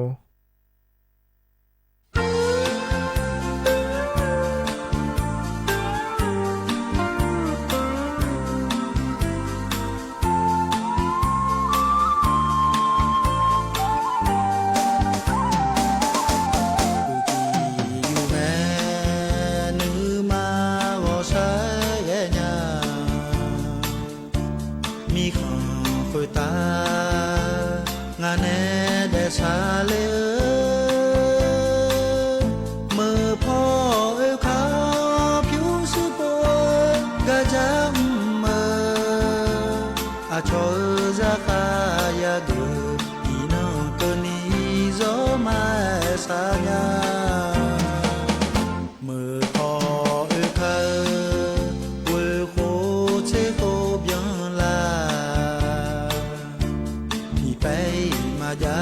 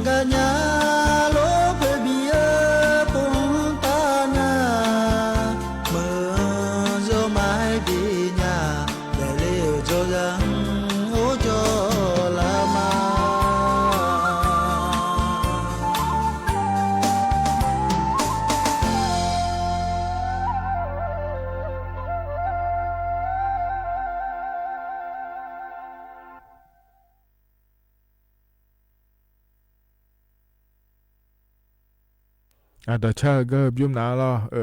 ก็เมื่อปากก็จะจะขอโทษอีกข้อปากาญาหรือมอลัญญาแล้วชาต่อชาดี有啊那罗旁那边那还大个也那还表多了也牛แล้วก็จะนอปาลังเนี่ยนะหาล่าอยู่อ่ะนะหลวงดูธรรมะเยเนี่ยล้องานแน่อายุเชมือแน่นาลิเชหลังเกินนี้ที่ขอหลวยแล้วจดามาเดเยเนี่ยเดเฮก็เนี่ยนะก็กอแลมถาจะกาเอกาดันเนี่ยมาเดมินรอเยเนี่ยก็หอจะแล้วเนี่ยนาลินีหลังอาเดือไทยมีคนเดินเนี่ยเยเนี่ยเธอก็เนี่ยอาชการแจ้งเตือนรอเยเนี่ยการแจ้งเตือนเนี่ยจีแล้วคุณว่าง่ายมือพัดติปหัวเดเยเนี่ยเดการแจ้งเตือนภัยและคู่งาเยเนี่ยเราเธอก็เซลบอกแคทและคู่เธอยังเยเนี่ยเราง่ายเพื่อไม่หูเนี่ยอย่าไอเนี่ยถ่ายมีเนี่ยเราให้ช่วยเธอก็นักปังเนี่ยช่องละแม่อดูเรานั่นเนี่ยจากการนี้โยนเนี่ยจากการเอกาล้วนเราก็หาจะได้นั่นในยี่หลังตาและมาลาเมียเดแล้วเราเนี่ยช่องละเราเยเนี่ยเธอมีเนี่ยมีเนาะเราอันนั้นยิ่งเช่นกันเนาะนะขอเนี่ยนาลีนี่หลังก็หาจะได้ยามนะคุยตื้อแล้วนักการเราเนี่ยเธอสามมาลาเนี่ยเราเนี่ยทีมวานานักการทีมวานาเราดองเนี่ยโดนเราขอนี้จะนะทีมวานานะขอนี้สบบเราขอนี้จะเราเนี่ยเธอก็ถึงหัวก็ดูนะขอนี้แล้วเลยนี้กรมป้องกันและบรรเทาสาธารณภัยและขั้วปาเนี่ยจ้องหง่าเดียเนี่ยเดจ้องหเลยก็ง่าเทียเนี่ยเรามานี่แต่ละชาลาอายามก็แล้วนะยุ่มยางง่าโลและไทยมีคนเดินเนี่ยก็ดูจังหอง่ามีนอนหนาลอยเนี่ยมันนี่เราเขื่อไม่หัวเราเขื่อมาเขื่อมือเราเขื่อจังหอยาเดียคนนี้เขาก็ปนอยู่เจมาเจียงไงเราไทยมีคนเดินเนี่ยจากการเอกาดันเนี่ยเลยเขาข้อไม่แถวอย่างงั้นเลยแล้วคนเนี่ยจังยาพายง่าโลและจังยาเนี่ยก็ดูง่าโลและจังหอง่ามีนอเธอมีเนี่ยเรายอมยากายากาเกิดดูเนี่ยแล้วก็หัวก็ดูยุ่มเลยพายจากการเอกาเราหมอนยาเนี่ยที่อานามาสิญญาเดินนะคนเนี่ยยาสิญญาพายเขาก็แนะนำให้พวกป่าก็ดูนะคนนี้มานี่ยุ่มดาอายามเกิดล่ามีเนี่ยเราเนี่ยอาเซียบอกแคสแล้วเธอหนาเลยเนี่ยเธอก็รัฐบาลฮอปันเนี่ยไอ้เนี่ยนากาฮอปังเราเลยอย่างนี้เธอก็ก่อให้เธอจากการเอกาด้านเนี่ยง่าเดียเนี่ยเดนากาสบู่ให้หุ่มแล้วมาเช่นนี้เราเนี่ยอากูก็บิกาเกยหมอนยาเลยเขาก็บิกาเกยเนี่ยเขาก็จะเอาเนี่ยรัฐบาลฮอปันเนี่ยเดยอดเยี่ยมจริงๆสุงาเกิดมาเราไทยมีคนเดียวเนี่ยก็ดูยาจากการงานเดียวกันนะไทยมีคนเดียวเนี่ยนักการยกงานลัวเราคุยบีมาเล่เราเนี่ยเธอสมบูรณ์บีโดเล่เนี่ยเธอทราบบีกาเล่เธอละเชล่าก็กอดงานเดียแล้วเราเนี่ยฮัลโหลจังเดียแล้วเขาก็บอกว่าถามไหมเนี่ยเราแอปพลิเคชันที่จะร้องทำมาลัวเฮือสักส่วนเนี่ยอยู่ๆโทรมาละแม่เนี่ยเราอินเทอร์เน็ตคนนี้มาลัวเดียเนี่ยเดียไอ้คนเนี่ยสายงานโทรศัพท์มือถือแล้วคุยเธอจะงานเนี่ยอย่างนี้นั่นก็หัวก็ดูอาเกยำแล้วคุยอยู่เมืองงานเลยแล้วนะขอนี้เธออาจจะภัยพิบัติธรรมชาติและคู่งานเลยเนี่ยเธอเนี่ยมิจฉามิลูล่าแม้จะเล่บอเจมิจาโดล่ารบาฮือล่าแม้เธออาจจะภัยธรรมชาติและคู่งานในมีของหัวรถเปลือกล่าเธอเราเนี่ยนั่นมันนี่นะเธอแต่มาเงือเราเนี่ยเยอะมาเจ๊งไงเราเยอะมาเจ๊งไงเดี๋ยวให้บาเฮก็เจ้ามาเมื่อเราคุยท่านจุดยังไงเดี๋ยวแล้วเราช่วยยังเบอยุ่งมือก็เจ้าหลุงไงเดี๋ยวแล้วเราหัวเราขอเนี่ยให้มือเราคุยแต่ขอเนี่ยจ่ายยังไงช่วยอย่างเฮก็ให้มือเราคุยจ่อเด้อบีจังก็ดูเดแล้วเราเนี่ยหัวเราขอเนี่ยเกินเนี่ยมันก็น่าขอเนี่ยช่วยอย่างเขาไม่บีเจ้าพ่อก็ดูขอเนี่ยเธอพอในจังเลยแม่เนี่ยเราเกิดเจก็กอดดูแลขอเนี่ยเรานุ่มเด็กก็กอดูร่างเด็กก็อำเภอละคุยเจอเด็กเขาแม่อย่าให้นุ่มเนี่ยพอดูเลยเด้แล้วเราอย่าพออยู่ในใจขอเนี่ยมาอ๋อบ่เลยเนี่ยเธอไม่เนี่ยเราเสียบอดแค่แล้วกูเธอพอเนี่ยไอ้เดือนน่ะกาวปังจังเลยเจเนี่ยทุกแล้วบีมาลาเนี่ยสบู่บีบ่งเลยเนี่ยเราเนี่ยก็เจก็กองจู่ๆบีจังก็ดุงแล้วก็บ่งเลยจีฐานเนี่ยนี่เขาไม่บีชันเทียนเนี่ยก็ดุมบีได้เนี่ยก็ดูเดแล้วเขาก็ขอเนี่ยบีมือเจเดเนี่ยเดนี่เธอเยอะอย่างก่อนเขาไม่ชอบบ้านยาผาและงานเนี่ยนี่เธอมีเนี่ยเราเนี่ยเขาโปเขาหัวก็ดูนะเราจังหัวไอ้คนเนี่ยไม่หัวปากก็ดูนะมานี่ยุ่มดาวมีเนี่ยเราเนี่ยอายามก็แล้วเนี่ยเจมาเจงเราทีนั้นก็แล้วไงเราจะเลยสอนนี่บอลเนี่ยเราเนี่ยช่วยอย่างจะบีพงอาเจแล้วก็ล้านหนาเราเนี่ยเขากันก็ล้านหนาเดตื้อแล้วนะกำมาแล้วนะเราเนี่ยมาชกวันนี้ยังมือพายจมแมกูห่อเนี่ยก็อาจจะบอกว่าฐานในยาก็ดูงานแล้วเราไทยดอนเนี่ยคนนี้บอกว่าถ่ายยาเขาเนี่ยพาราดอนเนี่ยบอกว่าถ่ายคนนี้ยาเดี๋ยวก็เราคุยเราเนี่ยแล้วก็ยังมือพายเกลือนะเราเนี่ยแห่ด้วยจังพายงานเลยแล้วเราเนี่ยยังอยากพอปาที่ขอรู้ว่ากูมั่วเนี่ยเราอาชอเธอก็บอกว่าถ่ายเลยพอดูเลยเด้แล้วก็นะคนนี้ ข้อไม้พอโดเลยรอเย่เนี่ยรอก็มาจอนี่เดที่อ่านะแล้วจอเราหลุดโลแม่แล้วเต้นอยู่เนี่ยรอที่ก็มาอีกมาไล่เสสู่จ่อให้รอบักเลยนะขอนี่บูจาซอยแล้วรอเลยเย่นี่เทมิเนี่ยรอมานี่ไม่หัวปากกละนะก็ขอในช่องแทรอเดเย่เนี่ยเดนัดที่มัวนะนากางาชอมล่าขอนี่งานากามามล่างาเลยอาเจเนปีอาเลยแล้วนะรอเย่เนี่ยที่มัวนะเดเย่เนี่ยเดทก็ยูเบอร์ Android แล้วคู่เธออยู่มารอเธอก็เนี่ยiOS แล้วคู่เธออยู่มารอเธอก็ชอบการตั้งแจ้งเตือนแล้วคู่เธอมาพอนเถามีเนี่ยงาเจเดย์เนี่ยเดที่มีเนี่ยรออยู่ให้นากาเธอการแจ้งเตือนและคู่เธอหัวรอความปลอดภัยและเหตุฉุกเฉินแล้วก็ว่าเฮือถ่ายสมบูรณ์เนี่ยยอมอัตุลบถ่ายมีเนี่ยรอถ่ายสมบูรณ์เราอยากคือแม่เนี่ยรอเธอก็นากาละคู่เลยเนี่ยชอบการตั้งค่าและคู่เธออย่างง่ายเนี่ยรอเธอก็ iOS แล้วคู่iPhone อยู่โมเดลแล้วก็ตัวชุดนี้ก็น่ารักเนี่ยเธอก็การแจ้งเตือนแล้วคู่ก็เลยเนี่ยอย่าพังเลยอาจจะเดย์เนี่ยเดย์นั่นเธอก็ Android แล้วคู่เธอเดย์อยู่โมเดลนะขอเนี่ยเธอก็การตั้งค่าเลยนะเมนูความปลอดภัยและเหตุฉุกเฉินแล้วคู่ก็อย่าพังเลยอาจจะเนี่ยมังเงินนะมามาลาเจมินอนะที่อ่านนะขอเลยมามาลาแล้วขอเนี่ยเธอก็ชอบเชื่อขอเลยเดย์พังหางาโลแล้วลอยเนี่ยน่าเธอแต่มาเงอหนักอาเจเจนะคนนี้ที่มาหน้ามามอลาเจเนี่ยเรารัฐบาลปานเนี่ยเธอก็บอกเหลือเธอมามอลาเจเดย์เนี่ยเดเธอมีเนี่ยเฮกันเนี่ยคนนี้เป็นเนี่ยแล้วงานเธอเนี่ยเราอาเจเจนะคนนี้มามอลามากาลาแล้วพอเป็นอย่างเจมีเนี่ยเราเนี่ยเฮนะคนนี้แต่เธอนี่รัฐบาลปานเนี่ยเราเนี่ยก็เทล่าชาลาเจยาวนะคนนี้เขาเข้ามาจากการกาเกิดเนี่ยพายเรามีคนเดินเนี่ยก็ดูคนนี้เงอเพื่อเมื่อเราเพื่อก็ดูแต่ขอนี้เงื้อเลยอย่ามามีนเจ้าฮอเนี่ยยุ่มยากง่ายเดและมอล่านั้นไม่หัวปากก็ดูนะขอนี้มานี่ยุ่มก็เกิดละเงี้ยเนี่ยหัวเราะยมือพายเราบุญเนี่ยไปยุ่มยาพายเลยเจ้าฮอง่ายเดแล้วไม่หัวปากเนี่ยยามอนะสบอยมือพายก็อย่างนั้นมาในบุญหลากาคือขอเนี่ยเราอย่ามาในเนี่ยถาวรแล้วถ้ามาปนเนี่ยถาวรเขาเข้ามาช่างแท้เดแล้วเราจะกะกะด่านในปีสิปีกาเลเดเนี่ยเดเฮนะต่อลุยุ่มเฮกาเย็นนี่นะทนจวนเนี่ยล้อจะกะกะดาเนื้อในบีซีบีกาเดเย็นเนียวเฮกันเนี่ยนะยามข้าจะเล่าเฮล้อเย็นเนียวเยชากาและบินาหาดากันมาเดนิ่มจีเฮกาพอเนี่ยบินาหาดานาเลยเนี่ยไอ้ยังมีพากูยกูและงาแถเย็นเนี่ยล้อไอ้ยามข้าจะเล่าล้อพอบินาหาดาเนี่ยไอ้ยามเจียวนะว่าอีมาเดยอกนาเราจะยุ่งไม่เดอาคานึงสอดละคาเชตานิทุลาเนี่ยล้อนาลียาลาในเวลาเกินงานแน่อายุเชื่อเหมือนในเฮกามยอมัวดูสวทเชื่อไหมในที่ขอร้อยและพัฒน์จุลามาว่าอีมาเด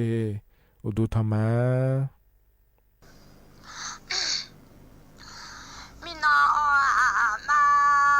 กูไปโยงา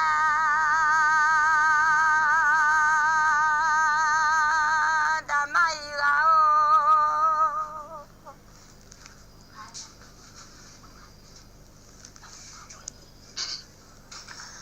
มินาจะชื่ออามากูแล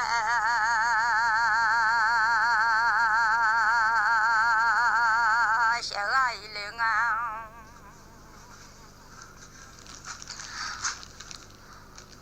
เดี๋ยวแต่เอาหยิบมืองาลาเชื่อโลอาซาญาไรเนื้อมียัง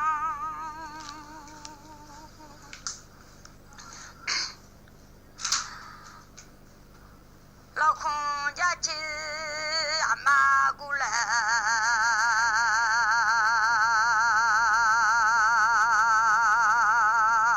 เชื่อไรเรื่องอ่ะ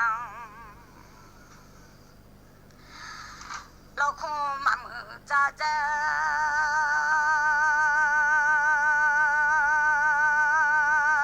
ดูกูอะไรในรอมียัง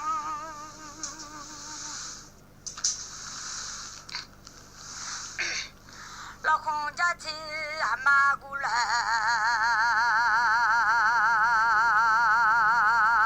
เชื่อไรงามไอโจพูลาลาบอเลดอจะอะไรในรอมียัง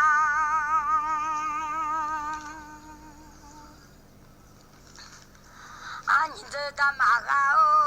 กุลาโยใจโย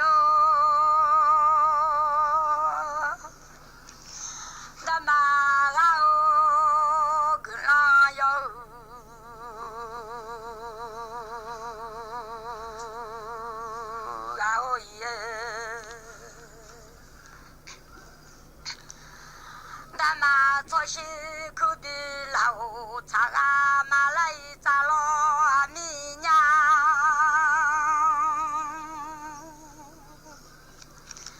做西都那个罗伊茶，那你做西那个马尾。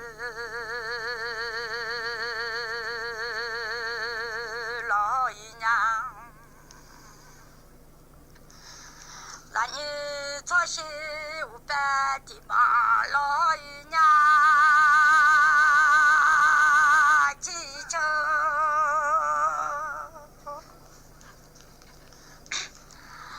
那你做些五百的嘛，就得500帮那上西啦，老姨娘。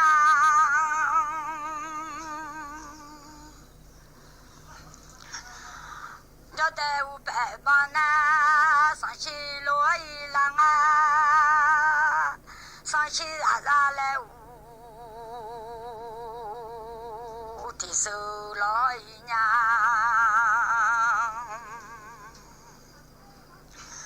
要得来乌手那上西拉罗阿扎伊娘记着。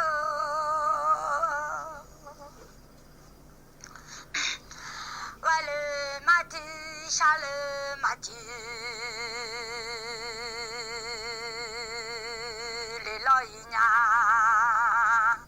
下了湾啊，马家来老娘，大马一个哦，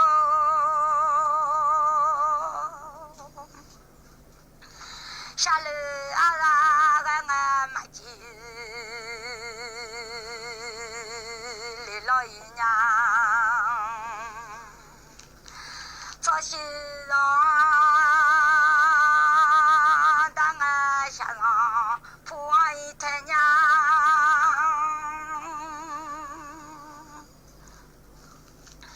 做西让当俺下让铺完太俺一郎啊，这个马子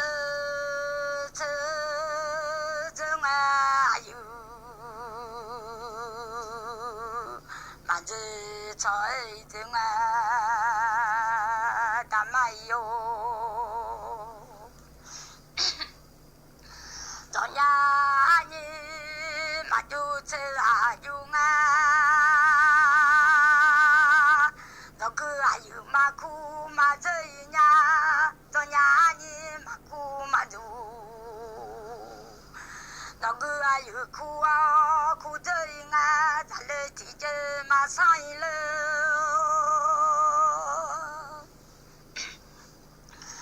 到了我家提着马铺，这个应啊，也是马门大。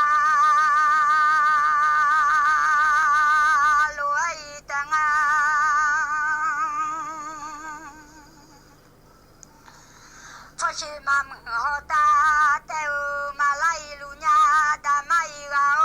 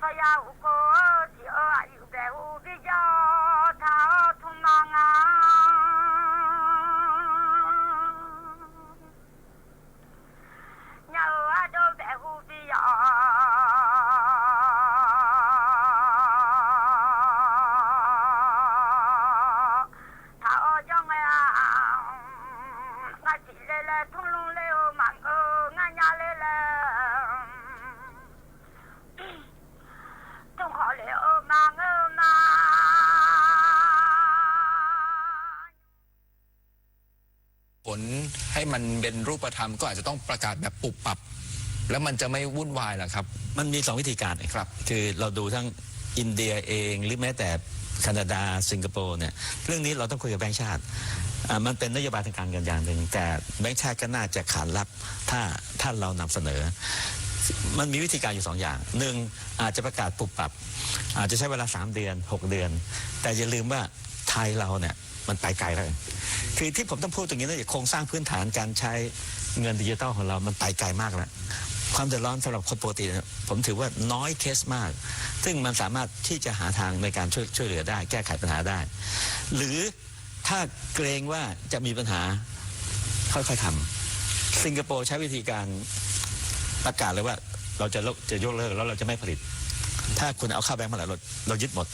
เราจะไม่ปล่อยออกแล้วมันจะหายไปในตลาดอันนั้นอาจใช้เวลา 3-4 ปี 4-5 ปีก็ว่างไปแต่ใจผมเชียร์ให้กำหนดเวลาเพราะผมมีความรู้สึกว่าข้อมูลที่อ่านมา 500,000 กว่าล้านที่กระจายไปตามบ้านผู้มีอิทธิพลณขณะนี้ประกาศเลยให้เวลาสัก 4-5 เดือนก็ได้ให้คุณเอามาเข้าบัญชีให้หมดถ้าค่อยๆเนี่ยผมว่าพวกนี้ก็อาจจะมีวิธีการแต่อย่างน้อยลองเทอมผมว่าประเทศโอเค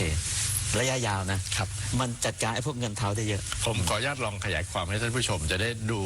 ฟังคุณหมอว่าลงสนุกขึ้นสิงคโปร์เขามีแบงค์$1,000ครับ$1เข้าเท่ากับ25 บาทเราเพราะฉะนั้น1 ใบเท่ากับ 25,000 บาทถูกต้องเงิน10 ล้านเนี่ยปึกนิดเดียวพวกฟอกเงินพวกโกงก็ซุกไว้ในบ้านได้เขาก็เลยยกเลิกแบงค์นี้ส่วนอินเดียที่คุณหมอพูดถึงนี่คือนาเรนทราโมดีนายกรัฐมนตรีใช่ไหมครับแต่เขายกเลิกปุบปับมากนะคุณหมอผมดูข่าวตกใจมากแรกปุบปับมากเข้ามาปั๊บยกเลิกเลยใช่ปรากฏว่าใครที่เอาเงินไว้ตามบ้านเนี่ยหมดค่าทันทียกเว้นมาสารภาพเช่นนักการเมืองคนหนึ่งมีอยู่100,000 ล้านบาทก็คือหนีภาษีละเงินสกปรกละเงินเทาละก็เอามาเข้าต้องมาหารัฐบาลแล้วบอกว่ายอม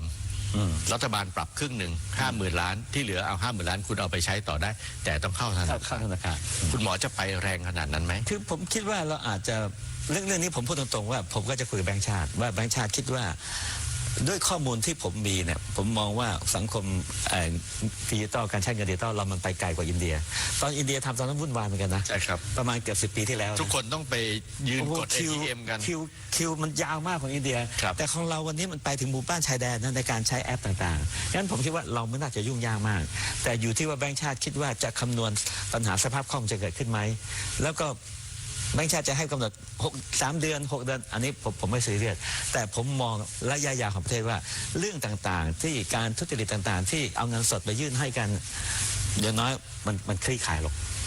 มันจะมีจังหวะที่จะไปผ่องถ่ายสู่อสังหาริมทรัพย์หรือว่าโอนไปต่างประเทศไหมครับถ้าเกิดให้เวลาเขาเยอะครับมันก็อย่างนี้เองสุดท้ายมันมีหลักฐานเองครับคือถ้าสมมติว่าคุณมีหลักฐานว่าคุณพัวพันการทุจริตหรือว่าค้ายาเสพติดคุณไปซื้ออสังหาริมทรัพย์นะมันก็มีอาคารหลังนี้อยู่มันยึดได้แต่การที่จะโอนไปต่างประเทศก็นิดๆหน่อยปล่อยเข้าไปตามได้ง่ายกว่าเงินสดตามได้ง่ายจริงๆตามได้ง่ายกว่าเงินสดเพราะเงินสดไม่มีร่องรอยแต่ผมบอกนะมีคนบางคนที่ไม่เข้าใจบอกว่าอย่างนี้เดี๋ยวนี้เขาไปซื้อคริปโตกันหมดแต่ผมบอกว่าผมต้องการให้เขาเอาเข้าระบบต่อให้คุณซื้อคริปโตเวลาธุรกรรมคริปโตเนี่ยมันถูกบันทึกไว้หมดนั้นถ้ามีหลักฐานว่าคุณเกี่ยวข้องสแกมเมอร์เราอายัดคริปโตมันไม่ต่างจากอเมริกาอายัดคริปโตของเฉินจื้อ 4-5 แสนล้านงั้นอะไรก็แล้วแต่ที่เข้าสู่ระบบเนี่ยมันทำให้ง่ายแก่การตรวจสอบด้วยกันตามระบบใช่ครับขอพักช่วงนี้สักครู่หนึ่งนะครับชวนไปฟังความเห็นจากประชาชนที่จังหวัดสระแก้วนะครับคาดหวังการเลือกตั้งครั้งนี้มากน้อยขนาดไหนเชิญครับ ความเห็นเกี่ยวกับการเลือกตั้งสมาชิกสภาผู้แทนราษฎรนะครับวันที่ 8 กุมภาพันธ์ 2569ในฐานะเป็นประชาชนนะครับชาวบ้านชุมชนเขตชายแดนก็อยากจะเห็นนักการเมืองนะครับที่เสนอตัวเข้ามาเป็นผู้แทนเนี่ยได้ทำหน้าที่ที่สมบูรณ์แบบนะครับก็คือเป็นปากเป็นเสียงปัญหาความทุกข์ของชาวบ้านและก็แนวนโยบายของรัฐนะครับที่จะมาส่งเสริมเรื่องสาธารณูปโภคสาธารณูปการนะครับก็อยากจะให้ผู้แทนเนี่ยได้ทำเต็มศักยภาพนะครับดังนั้นการเลือกตั้งครั้งนี้ก็ถือเป็นงานสำคัญของพี่น้องประชาชนนะครับควรที่เราจะไปใช้สิทธิ์ได้เสียงในการเลือกตั้ง เพราะว่าถ้าเราไม่ไปใช้สิทธิ์ใช้เสียงเราก็อาจจะเสียสิทธิ์นะครับหลายคนก็พลาดนะครับคิดว่าการเลือกตั้งไม่ใช่เรื่องของเรานะครับหรือบางคนก็มีแนวคิดว่าถ้าเงินไม่มากาไม่เป็นนะครับก็อย่าไปคิดอย่างนั้นเลยนะครับให้เราคิดแล้วก็พิจารณาว่าผู้สมัครท่านใดพรรคใดที่สมควรจะเป็นผู้แทนโดยเฉพาะผู้แทนในจังหวัดสระแก้วจังหวัดสระแก้วมี3เขตเลือกตั้งนะครับเขตเลือกตั้งที่1เขตเลือกตั้งที่2และเขตเลือกตั้งที่3ผมเองอยู่ในเขตเลือกตั้งที่3ก็คือชายแดนในเขตของอำเภอรันประเทศอำเภอโคกสูงและก็ตาพระยาก็เห็นอยู่นะครับว่าคึกคักพอสมควรเพราะว่ามีผู้สมัครได้เล่หาเสียงนะครับแล้วก็เคาะประตูบ้านแล้วก็ตั้งเวทีปราศัยย่อยกันอยู่นะครับก็พิจารณากันให้รอบคอบนะครับเพื่อจะได้คนดีมาเป็นผู้แทนเพราะว่าทำผู้แทนเนี่ยก็มีความสำคัญอย่างยิ่งนะครับต่อการพัฒนานะครับสังคมชุมชนบ้านเราโดยเฉพาะตอนนี้เรื่องที่สำคัญที่สุดก็คือเรื่องปากท้องเรื่องเศรษฐกิจพื้นฐานนะครับแล้วก็ปัญหาของคนจังหวัดสระแก้วก็คือปัญหาชายแดนนะครับซึ่งในฐานะเป็นคนชายแดนก็อยากจะได้สสผู้แทนที่มีนโยบายที่เด่นชัดในการพัฒนาหรือแก้ปัญหาคนชายแดนนะครับไม่อยากให้มีการลบราฆ่าฟันกันอีกนะครับเพราะว่ามันส่งผลกระทบโดยเฉพาะภาวะทางจิตใจร่างกายและก็ทรัพย์สินนะครับโดยเฉพาะพื้นที่ที่เขตสอบเสี่ยงเช่นหนองยะแก้วหนองตาลนะครับแล้วก็พื้นที่อำเภอตาพระยาเนี่ยชาวบ้านก็ยังนอน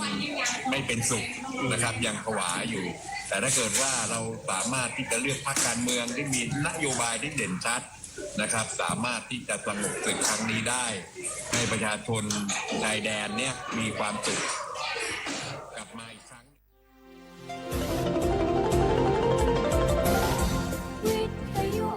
ประเทศไทยให้ความรู้คู่ความสุข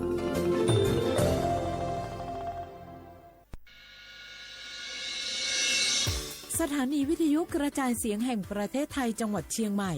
AM 1476 กิโลเฮิรตซ์สถานีวิทยุภาคภาษาชาติพันธุ์แห่งเดียวในประเทศไทยที่มีความทันสมัยเชื่อถือได้สร้างอัตลักษณ์กลุ่มชาติพันธุ์สู่สากลพล่ะแก้วเคยสังเกตก็ในปฏิทินไทยอ่ะมีวันสำคัญเกี่ยวกับสถาบันพระมหากษัตริย์อยู่เกือบทุกเดือนเลยนะแต่ก็นี่แต่กะก็อย่างเช่นเดือนมกราคมวันที่17วันปอขุนรามคำแหงวันที่18วันสมเด็จพระนเรศวรมหาราชส่วนเดือนมีนาคมวันที่31วันพระบาทสมเด็จพระนางเกล้าเจ้าอยู่หัว2เมษายนวันคล้ายวันพระราชสมภพกรมสมเด็จพระเทพราช6เมษายนวันจักรี4พฤษภาคมวันชัดมงคล3มิถุนายนวันเฉลิมพระชนมพรรษาสมเด็จพระนางเจ้าพระบรมราชินีใจวันที่28กรกฎาคมวันเฉลิมพระชนมพรรษาพระบาทสมเด็จพระเจ้าอยู่หัววันที่12สิงหาคมกับวันแม่แห่งชาติ24กันยายนวันมหิดลนี่เดือนตุลาคมก็มีวันสำคัญก็คือ13ตุลาวันคล้ายวันสวรรคตของในหลวงรัชกาลที่9วันที่21ตุลาวันคล้ายวันพระราชสมภพสมเด็จย่าและก็23ตุลาก็เป็นวันปิยมหาราชวันที่14พฤศจิกายนวันพระบิดาแห่งฝนหลวง25พฤศจิกายนวันวชิราวุธและก็วันสำคัญในเดือนธันวาคมคือวันที่5วันป่อแห่งชาติครับสังคมไทยเฮาอ่ะให้ความสำคัญกับวันเหล่านี้คนไทยฮักและก็เทิดทูนสถาบันพระมหากษัตริย์เพราะสถาบันพระมหากษัตริย์อยู่คู่กับคนไทยมาอย่างยาวนานปรารถนาดีจากสำนักงานประชาสัมพันธ์ที่3กรมประชาสัมพันธ์ค่ะ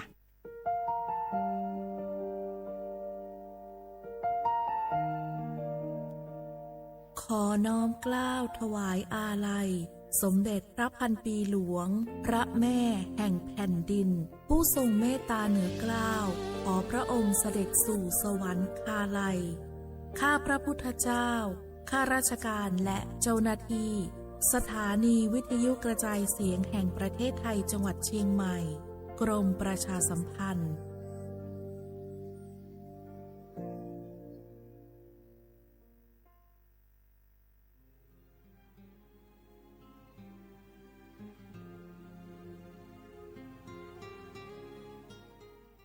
This is a moment of profound grief for the Kingdom of Thailand. We, the collective voices of Radio Thailand Chiang Mai, join the Thai nation in mourning the passing of our beloved Queen Martha, Her Majesty Queen Sirikit. Her life was a testament to the unwavering service, grace, and deep love for the Thai people. Our humble condolences and thoughts are with His Majesty the King,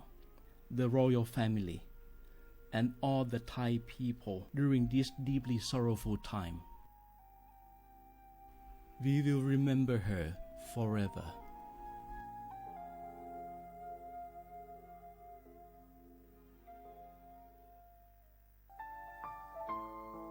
เฮาข้าพี่น้องเจ้าคือไต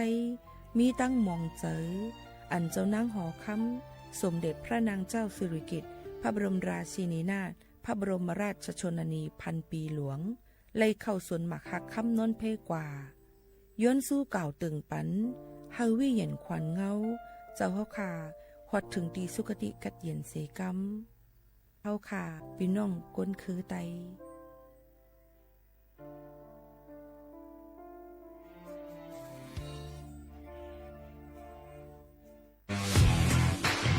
รัฐบาลไทยประกาศสงครามสแกมเมอร์รัฐบาลจึงได้ประกาศสงครามกับสแกมเมอร์ในฐานะที่สแกมเมอร์เป็นวาระแห่งชาติและในวันนี้ผมก็ได้ใช้โอกาสนี้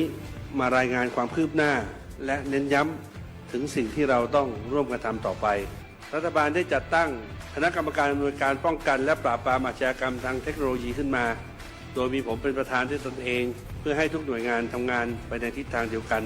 เราได้มีการลงนามบันทึกความเข้าใจระหว่าง 15 หน่วยงานหลักทั้งภาครัฐและภาคเอกชนตลอดจนสถาบันการเงินเพื่ออุดช่องโหว่ทางการเงินและตัดเส้นทางเงินของกระบวนการอาชญากรรมเหล่านี้ให้สิ้นซากรวมพลังคนไทยต้านภัยสแกมเมอร์นายอนุทินชาญวีรกูลนายกรัฐมนตรี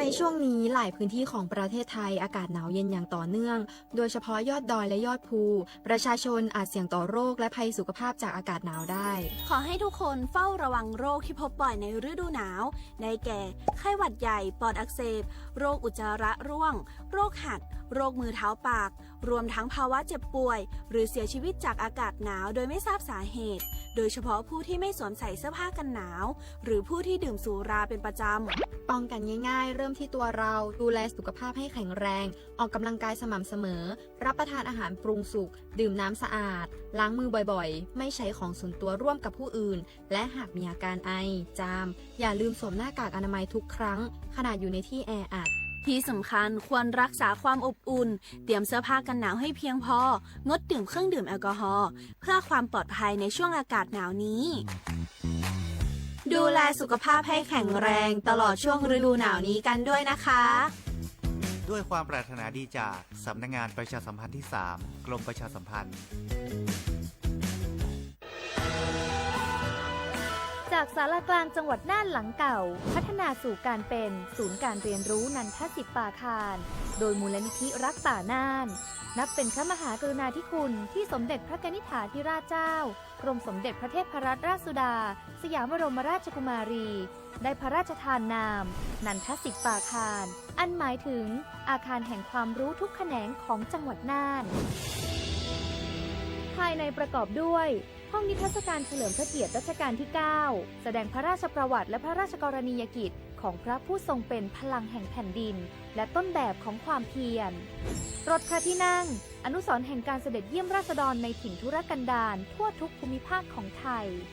พิพิธภัณฑ์ศาลากลางจังหวัดน่านความทรงจำของอาคารหลังเก่าและการอนุรักษ์สิ่งสำคัญของเมืองน่านเทคโนโลยีกับมนุษย์จุดประกายความคิดสร้างสรรค์สู่การสร้างนวัตกรรมในอนาคตน่านซิมูเลชันแนวทางจัดการขยะที่ยั่งยืนเพื่อตระหนักถึงผลกระทบต่อสังคมเศรษฐกิจและสิ่งแวดล้อมห้องสมบัติน่านย้อนรอยสู่อดีตและความรุ่งเรืองของนครน่านผ่านเงินตราเครื่องเงินและผ้าทองเปิดให้เข้าชมฟรีไม่มีค่าใช้จ่ายตั้งแต่เวลา 9 นาฬิกาถึง 17 นาฬิกาหยุดทุกวันจันทร์และวันนักขัตฤกษ์มาร่วมอนุรักษ์สืบสานสร้างสรรค์ศิลปะวัฒนธรรมและวิทยาศาสตร์ของเมืองน่าน คุณค่าที่น่าภาคภูมิใจ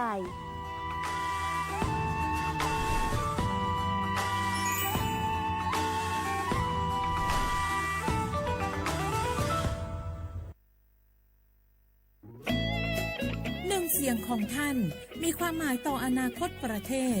การเลือกตั้งคือโอกาสสำคัญที่ประชาชนจะได้ร่วมกำหนดทิศทางบ้านเมืองขอเชิญชวนพี่น้องประชาชนผู้มีสิทธิ์เลือกตั้งทุกท่านออกไปใช้สิทธิ์เลือกตั้งปี 2569 เลือกคนดีเลือกผู้แทนที่ตั้งใจทำงานเพื่อประโยชน์ของประชาชนบดีปล่อยให้เสียงของท่านเงียบหายเพราะประชาธิปไตยเริ่มต้นที่การไปใช้สิทธิ์ร่วมกันไปเลือกตั้งอย่างพร้อมเพรียงกันวันอาทิตย์ที่ 8 กุมภาพันธ์ 2569 8 โมงเช้าถึง 5 โมงแลงใช้สิทธิ์ใช้เสียงเพื่ออนาคตของประเทศไทย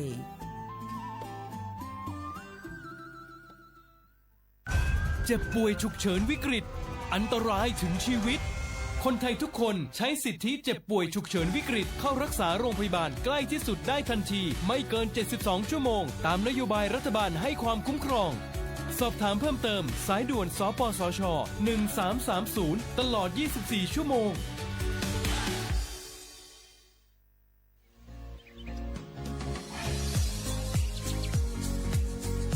จ้อมหนังเปิงมติครม.มื้อวันที่29เดือนธันวาคม25ปากไป67เฮาฮิปเน็ตแกลิดปัญหาสถานะและสัญชาติคนอันอยู่ตั้งเมืองจึงไทย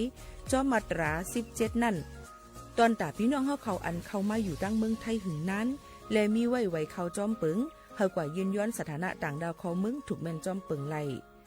ตอนตาลูกอ่อนอันเกิดตั้งเมืองจึงไทยมีอำนั้นก็แม่มีไว้ทะเบียนประวัติบุคคลไม่มีสถานะทางทะเบียนอำนั้นไว้10ปีถูกแม่นยาวในจึงเฮากว่ายืนย้อนสัญชาติไทยจอมหนังมาตรา7ทวิไล่พออยู่ตั้งกรุงเทพมหานครกว่ายืนไล่ตีสำนักบริหารการทะเบียนกรมการปกครองพออยู่ตั้งต่าง7วันในจึงกว่ายืนไล่จอมหนังวัดไว้อันเปิ้นออกปันเฮาคานั่นเข้าย้ำเหตุการณ์จอมหนังหลวงปองจึงต่อพอถึงวันที่29เดือน6 25ปากไป69ค่ะ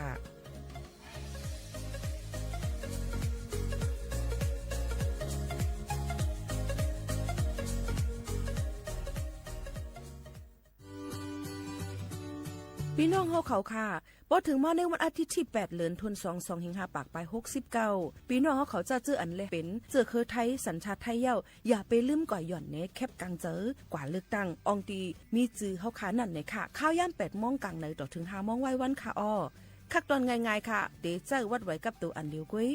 ก้นอันมีสุนตาเดกว่าหย่อนในแคบกลางเจอเตเลยวัดไว้หย่อนในแคบกลางใจอยู่3ไว้3สีจ้อมกันในค่ะอ้อสีเขียวเตเป็นวัดไว้เลือกตั้งสสแบบแบ่งเขตเลือกตั้งค่ะสีของเตเป็นไว้เลือกตั้งสสแบบบัญชีรายชื่อและสีเหลืองเตเป็นไว้ออกเสียงประชามติแก้ไขรัฐธรรมนูญในค่ะออกกว่าใจสุนในสุนเป็นตาอนาคตตั้งนาอันฮอกคาเลือกไว้ลุยมือตัวเจ้าเก่าอย่าลืมกว่าเลือกตั้งกันค่ะนะ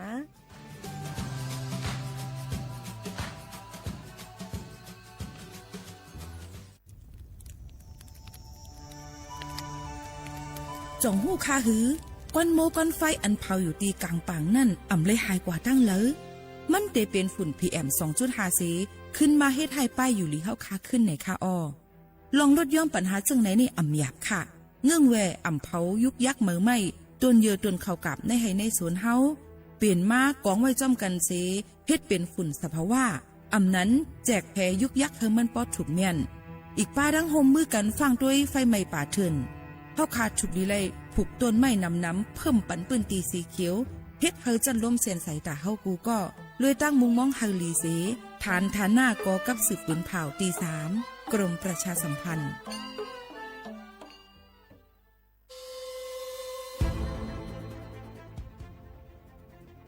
ย้อนผิดหมอกพี่น้องเขามาโฮมเป็นจุ้มเหลียวกันดังเจดอนเก้งใหม่โฮมกันแกลิดปัญหาไฟไหม้ป่าเถินหมอกก้อนก้องก้อนมูและฝุ่นเล็กๆ PM 2.5 ค่ะสั่งว่าโทษพันไฟไหม้กับสืบกว่าตึงลาดไลตีอองตีแกลิดปัญหาไฟไหม้ป่าเถินและหมอกก้อนเจดอนเก้งใหม่หมายโฟน0531128808ในค่ะอ้อเจดอนเก้งใหม่ค่ะออกปักเปิงหมายมีเฮกังแกลิดปัญหา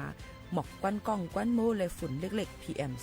2.5 เนื้อปืนตีเหลออันอ่ำเลยคว้างเฮอเผาผ่านมาดีแอปพลิเคชันไฟดีห้ามเผากำเร็วในนั้นค่ะอย่าไปเผาล้าอ่ำว่าได้เป็นตีกลางปางอองตีห้ามเผาเกยยุกยักไม่ดอกกูอันในค่ะแต่เอาวันที่1 เดือน 1อิงเกรด2หิงปลาย26ต่อถึง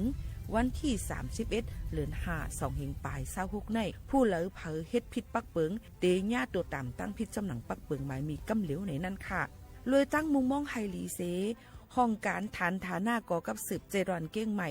มาโฮมเป็นจุ่มเหลวกันดั้งเจดอนเก้งใหม่โฮมกันรักษาสภาวะฟิงตื้นเป็นเฮ็ดให้จันล้มถวยเจออันลีต้องฟ้าเสียนเสออ่ำมีหมอกกวนกองกวนโม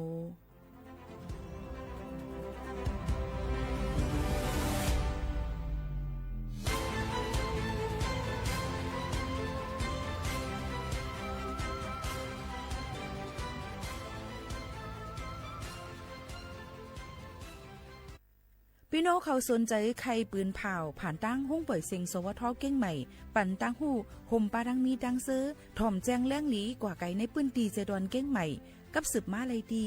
สวทเก้งใหม่หมายฟ้น053-276-068และ092-246-8579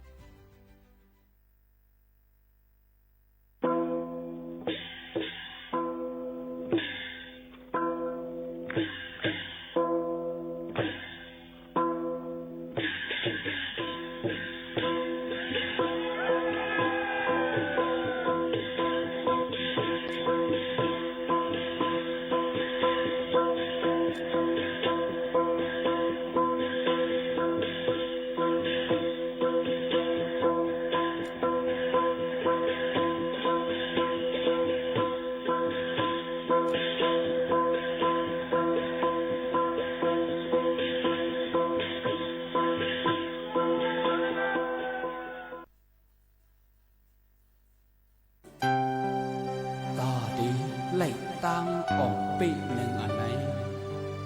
มันมีดีอินแห้งเผาพร้อมกันอ่ำพร้อมกันนั่นก็ยาวเส้นตางตาดีถึงยังหมายเฮานั้นวุ่นจึงหือสร้างจึงหือก็ยาวกำเลืองสุดมาเฮาถูกรีวงห้อมกันแน่ที่สุดเป็นยามีปัญหามีห้องห้องกันตะวันเดินตีในกระทิงกว่านั้นเอาจุดมีห้องห้องกัน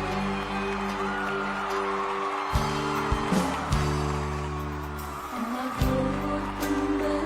นาตีในมีตั้งกระทิงตีในมีห้องตั้งอิงเป็นสุดเคยมันเอาจุดคนแห่งกันออกสิ่งเลี้ยวปิดแห่งกันทุกมีปัญแห่งกันทุกมีวงห้อมกันตะวันเดินตีไล่กระจิงกว่านั้นเอาจุดมีห้องห้อมกัน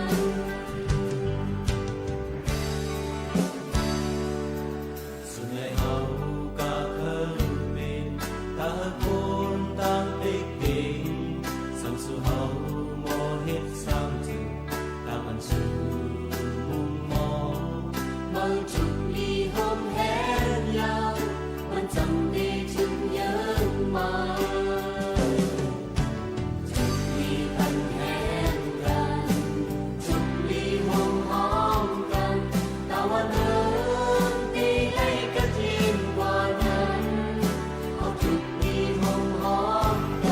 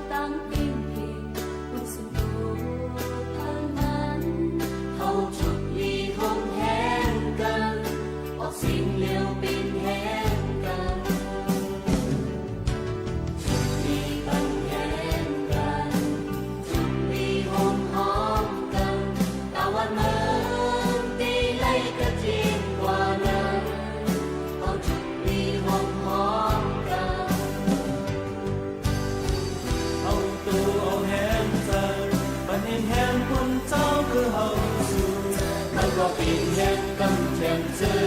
暖歌。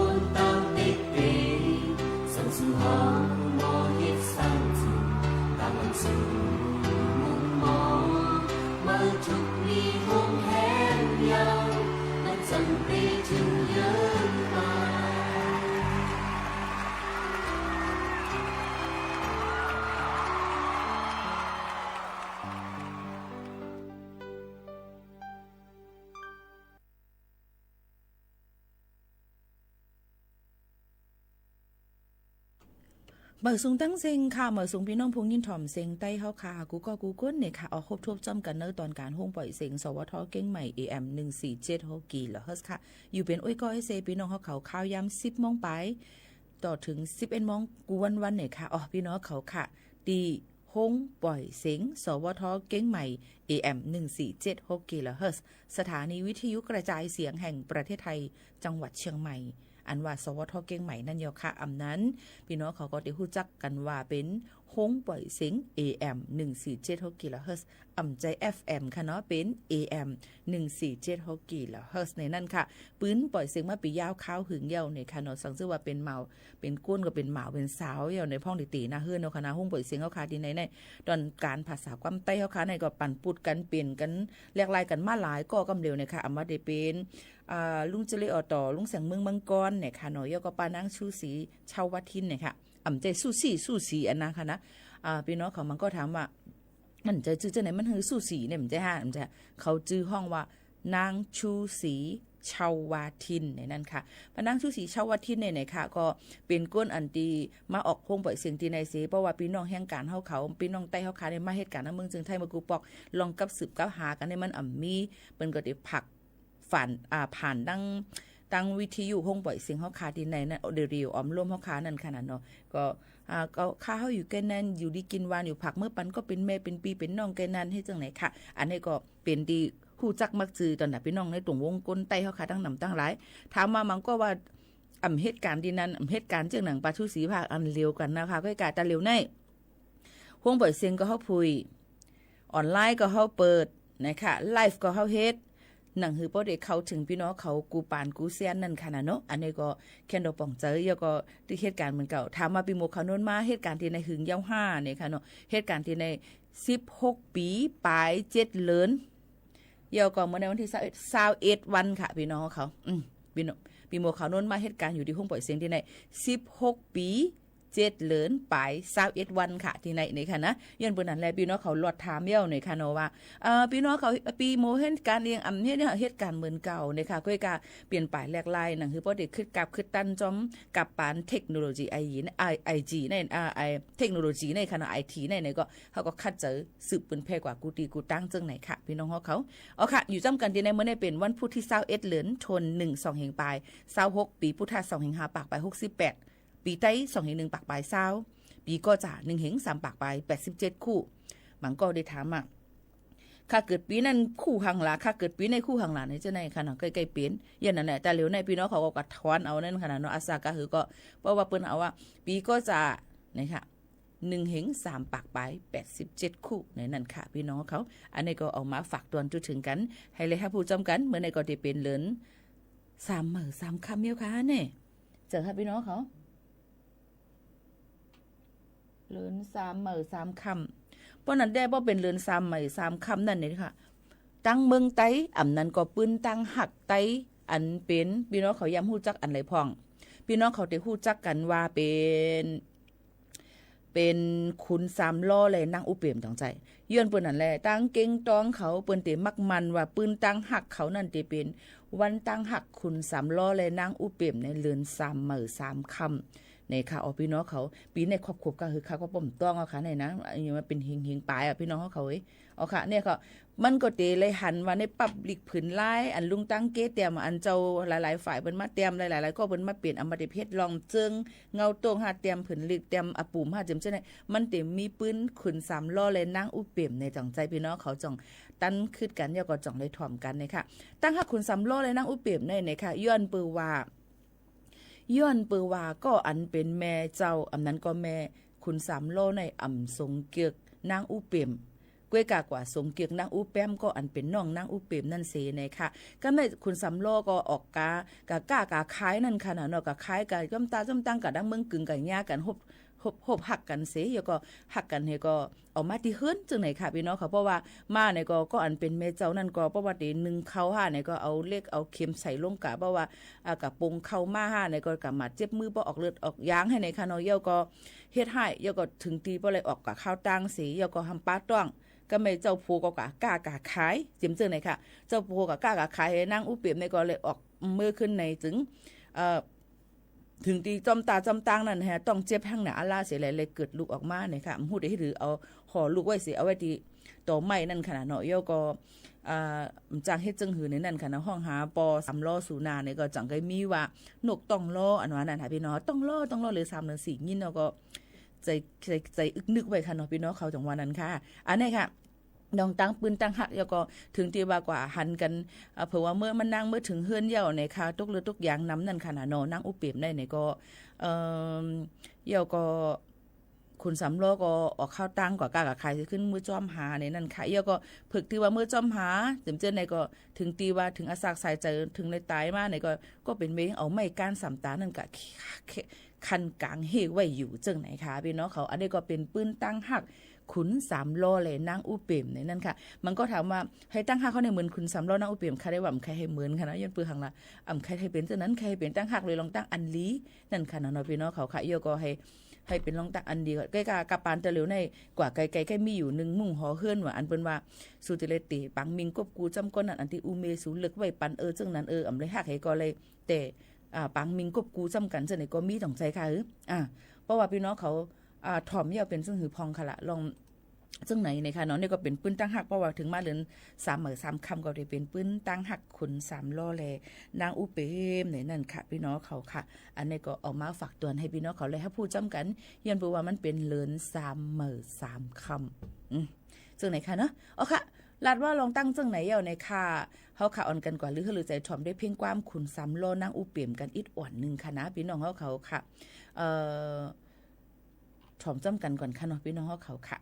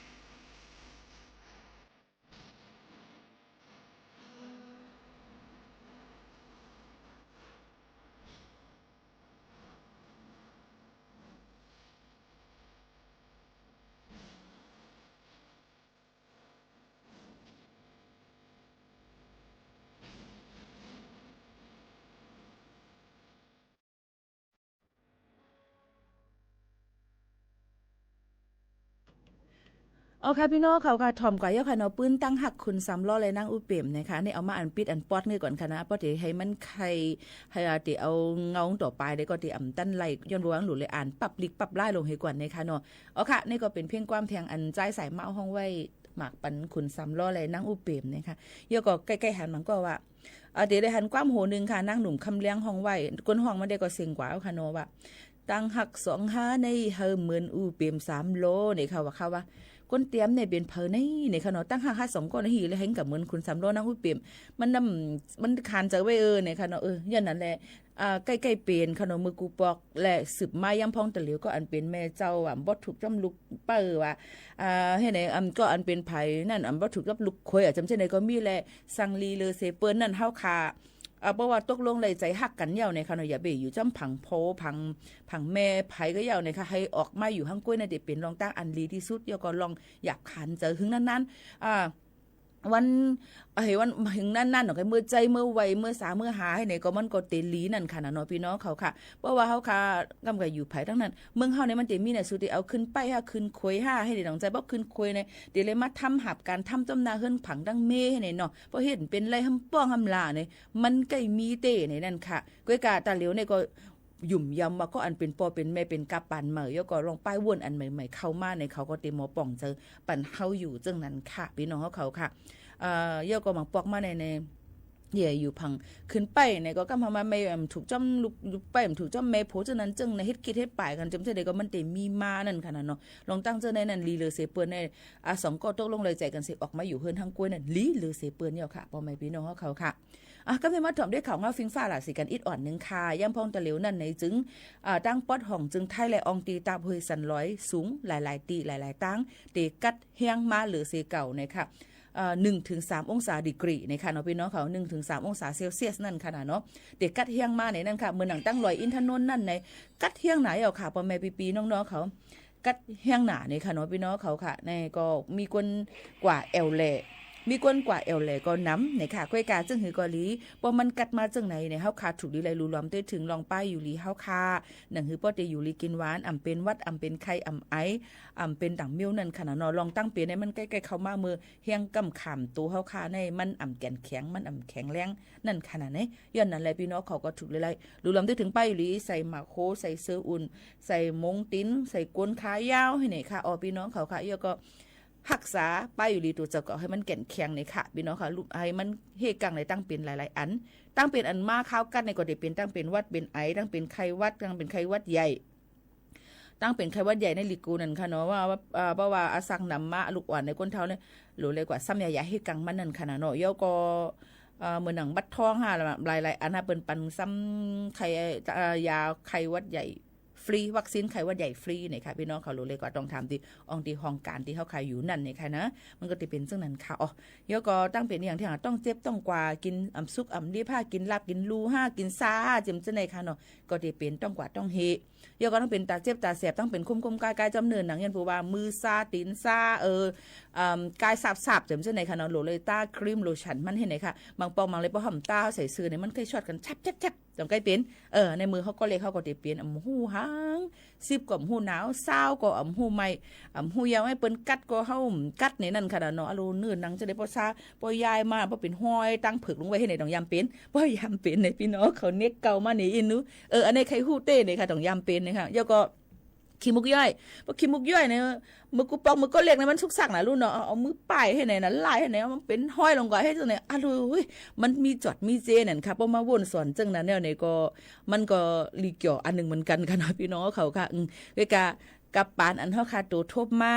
กับปะนั้นเนาะค่ะยามเป็นมานั่นเนี่ยพอเขาขึ้นมาวนสอนขึ้นนั่นมันเป็นรองตั้งเกี่ยวอันนึงมันเป็นรองตั้งที่วนขึ้นหมดเลยก็มีตั้งซื้อจากอันนึงเนี่ยค่ะกูสำแสนเปิงนั่นค่ะก็กะเพราะว่าเขาวนเนี่ยมันเป็นรองอันนำลีถูกที่เลยเก็บซิมเนี่ยก็อย่าไปเก็บล่าๆเนี่ยค่ะมันเดี๋ยวจังมา6ในโห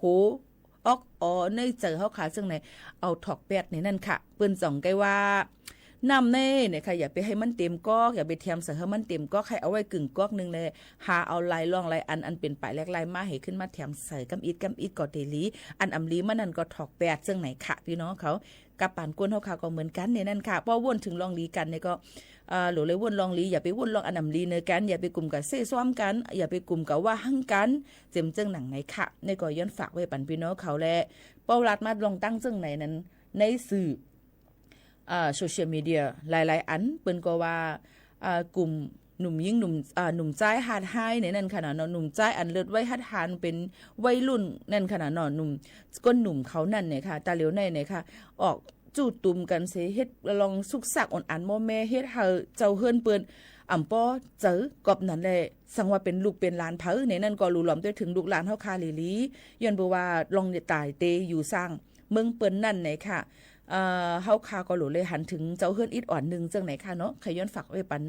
ลูกๆหลานๆปอมให้พี่น้องเขาอำนั้นก่อนหนุ่มยิ่งหนุ่มใจเขาอันต้วยอยู่อำนั้นต้วยก็สังเสว่ามีลูกมีหลานอันเขาให้อันเขาตื้อจังนั้นนี่ก็ฝากฟังไว้ปันเขาจ้อมนี่ค่ะเพราะว่ามันเป็นมานั่นนี่มันเตอยู่หยาบตอนตาเฮาฮักกูก็อำใจตอนตาก้นก็ไหลก็นั่นกุ้ยนี่นั่นค่ะอันนี้ก็ย้อนฝากไว้ปันแทงอันนึงเหมือนกันนี่ค่ะนะอ่อนกันลือเจอค่ะถ่อมด้วยแทงเพียงความกันก่อนยังตึกอยู่จ้อมเพียงความ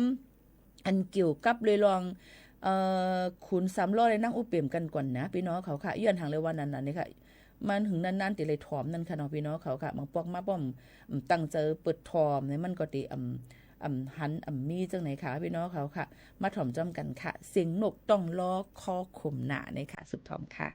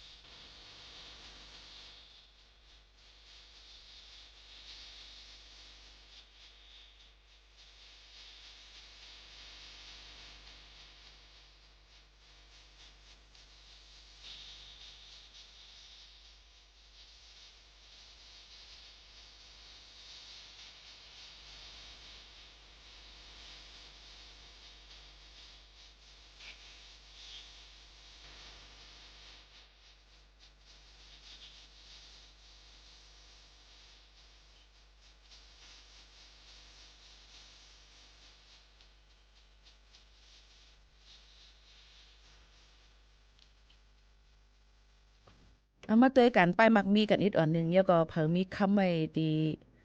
คำจับตูมจะเผอมีคำซื้อคำไว้นำในกะขันคำก็คืนเฮียงหนาเย้าเนี่ยค่ะพี่น้องเขาค่ะย้อนฟังล่ะเนี่ยเมื่อว่าในคืนถึง1เกียบใน70,000กับ400วัตต์ในค่ะเนาะเมื่อในกะขันเมื่อในคืนแทง1,400เด้อเมื่อข้าวยาม10:42 นเนี่ยเมื่อไกลมองหลายนาทีในแก่พี่น้องเขาค่ะปอกกำที่13เนี่ยคืนแทง50วัตต์เดียวค่ะพี่น้องเขาค่ะนะมาด้วยค่ะรู้คำเตียงใน1เกียบในเนี่ยค่ะพี่น้องเขาค่ะโอ้โห71,000 วัตต์เดียวค่ะพี่น้องเขาเมื่อว่า74,000 วัตต์แต่แล้วเนี่ย71,000 วัตต์เดียวเนี่ยค่ะเนาะแล้วก็คำอันเป็นสายข้อจบเวียนแม่งกล้วยจำเจ้าในนั่นค่ะเนาะก็เตะขายออก1เกียบใน71,000เหง800 วัตต์อำไปป้ากาไล่กาหังมันเทียงค่ะนะโอ้ยเพิ่งมีคำก็มันกำลีเนี่ยเนาะค่ะพี่น้องเขาค่ะแต่แล้วเนี่ยก็บ่นว่าที่เอาที่เฮ็ดจังหือลี่เนี่ยเอาคำกันเลยค่ะขายก่อนในแต่แล้วเนี่ยแนวค่ะก้นอันมีคำเขาก็ติมักมีหลีเป็นกันเต้ๆค่ะย่ำพองตะเหลียวในคืนมา1 2 3 4โอ้ปอก13ปอกพี่น้องเขาในวันเหมือนในคืนลงในคำไหนนะกาขันคำเนี่ยเอาย่ำหมักอื่นก็เย็นเป็นคำคงก็เย็นเป็นเพราะจะด่าลงคำคงก็ได้เย็นเป็นหมักอื่นเนี่ยค่ะเนี่ยพี่น้องเขาค่ะอยากคานเจอเต้ๆเนี่ยค่ะนะพี่น้องเขาค่ะคำก็ขึ้นเนี่ยนะที่เอาลูกเอาเมที่เอาที่เลยว่าเหรอที่เอาเม5ที่เอาเมในก้นใจเดี๋ยววนหยาบอินค่ะเนาะ1เก็บในจำเสียนค่ะเนาะพี่น้องเขาค่ะแต่เร็วโอ้ตกใจตกคอไปหมดค่ะนนแต่ก็จึงคือก็ลีค่ะเอามาฝากปันพี่น้องเขาเฮแล้วก็ให้เลยยินถ่อมจำกันนั่นค่ะเนาะหลายรองหลายอันเนี่ยนั่นค่ะจึงคือกอลีค่ะเขาฮู้ไว้แค่ลีเซไว้ฮู้นั่นลำรองหรือเซเปิ้นเยาค่ะพี่น้องเขาค่ะเยาก็ยามพองต่อเหลียวตั้งเมืองซึ่งไทยเปิ้นก็ได้หังเฮียนกันตอนตาเดมีปังเลือกตั้งในวันอาทิตย์ที่8เดือนธันวาคม2เฮงปลาย26ในข้าวยาม8 โมงกลางเนต่อถึงวัยวัน5 โมงกลางค่ำเนี่ยนั่นค่ะอ่องตีเฮาค่ะมีจื่อตอนตากวนอันมีไว้วัดไว้กับตูคนไทยสัก18 ปีเต็มขึ้นเนื้อเนี่ยค่ะเยาก็มีสุนตอนตาเดกว่าเลือกตั้งไรนั่นเนี่ยก็อ่อนกันกว่าหย่อนในแคบกลางเจอเลือกก้นอันที่มันหลีเลือกก้นอันที่มันเหตุการณ์ตอนตาเฮาเต้กินกาหกก้นเฮ็ดให้เฮาค่ะจำเจ้าหนังในนั่นค่ะเนาะพี่น้องเขาค่ะลองตั้งเจ้าในก็ถูกหรือไรห่างเฮียนกันไว้หลีในนั่นค่ะเพราะว่ามีสุนตอนตาดีกว่าเลือกตั้งนั่นขนาดไหนอันนี้ก็มีปุนพรตัดได้มาปืนเผาเสเลยเอามาฝากให้เลยถ้าผู้จำกันเที่ยงเหมือนกันในนั่นค่ะพ่อแม่บีน้องๆเขาค่ะฝากถึงกูก็กูก้นเจ้าหนังในค่ะนะหรือใจถ่อมได้เพ่งกว่ามันหูถูกใจกัน1หูก่อนค่ะน่ะส่งขึ้นมาอุบมาโอ้จำกันแทงกำนึงค่ะ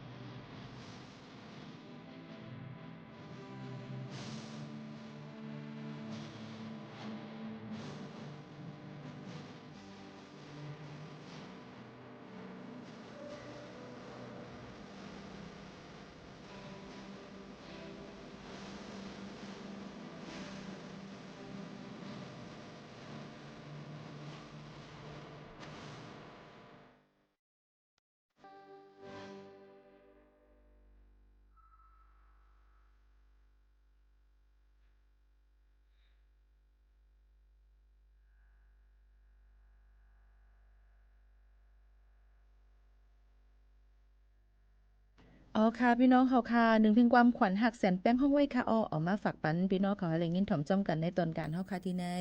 ถ่อมอยู่ที่เลอจ้อมเพอจังหือในให้มีตั้งซื้อเจอกันกูก็กูก้นค่ะพ้องเลยยินถ่อมเจ้าหนังไหนนั่นค่ะนะพี่น้องเขาค่ะก็มาฝากตอนถึงกันเจ้าไหนค่ะเฮาก็เลยลาดกว่าหลายลองหลายอันค่ะในตอนการเฮาค่ะวันเมื่อใน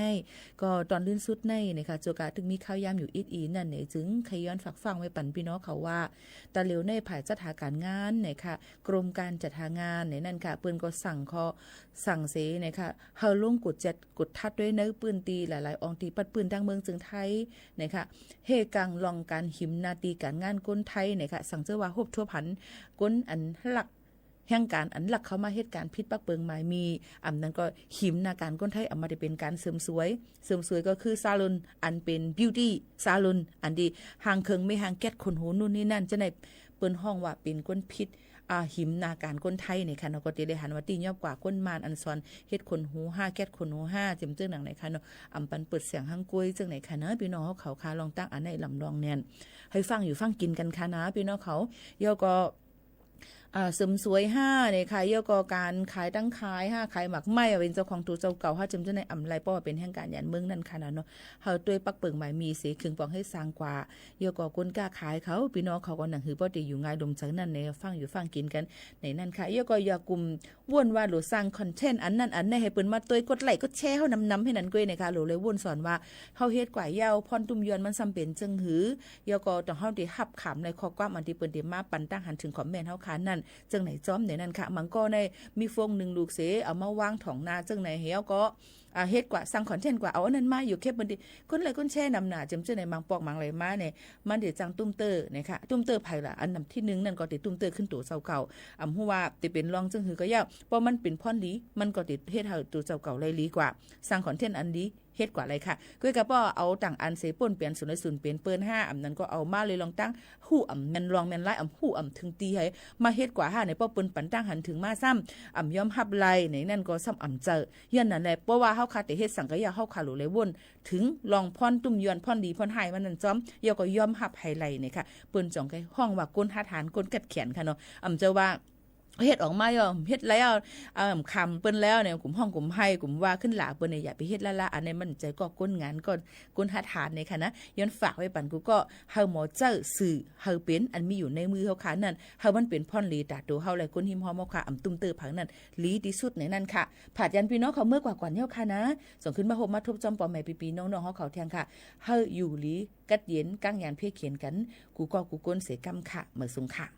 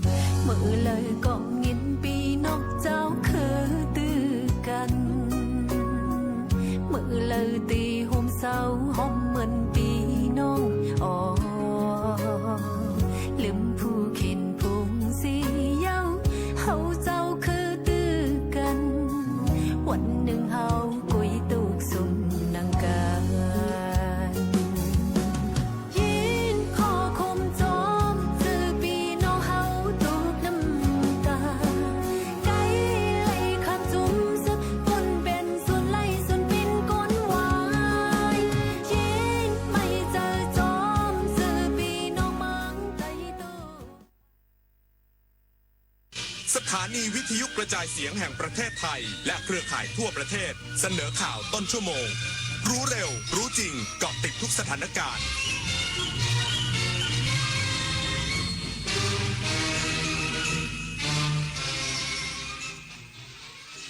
รับฟังข่าวต้นชั่วโมง 23 นาฬิกากับผมบุญมาศรีหมาดครับกรุงเทพมหานครจัดแผนบริหารจัดการรองรับผู้ใช้สิทธิ์เลือกตั้งล่วงหน้าในวันที่ 1 กุมภาพันธ์นี้อีกสักครู่กลับมาติดตามรายละเอียดครับ8 กุมภาพันธ์นี้ทุกเสียงคือพลังอย่าลืมไปใช้สิทธิ์เลือกตั้งสมาชิกสภาผู้แทนราษฎรและออกเสียงประชามติตั้งแต่เวลา 8 นาฬิกาถึง 17 นาฬิกาณหน่วยเลือกตั้งที่มีชื่อตรวจสอบรายชื่อผู้มีสิทธิ์ได้ที่ www.ect.go.th แอปพลิเคชัน Smart Vote หรือสายด่วน 1444 สร้างสรรค์ประเทศไทยพร้อมใจไปเลือกตั้ง23 มกราคมนี้ห้ามพลาดถนนดนตรีไลฟ์พบกับบทเพลงแห่งความรักความหวังความฝัน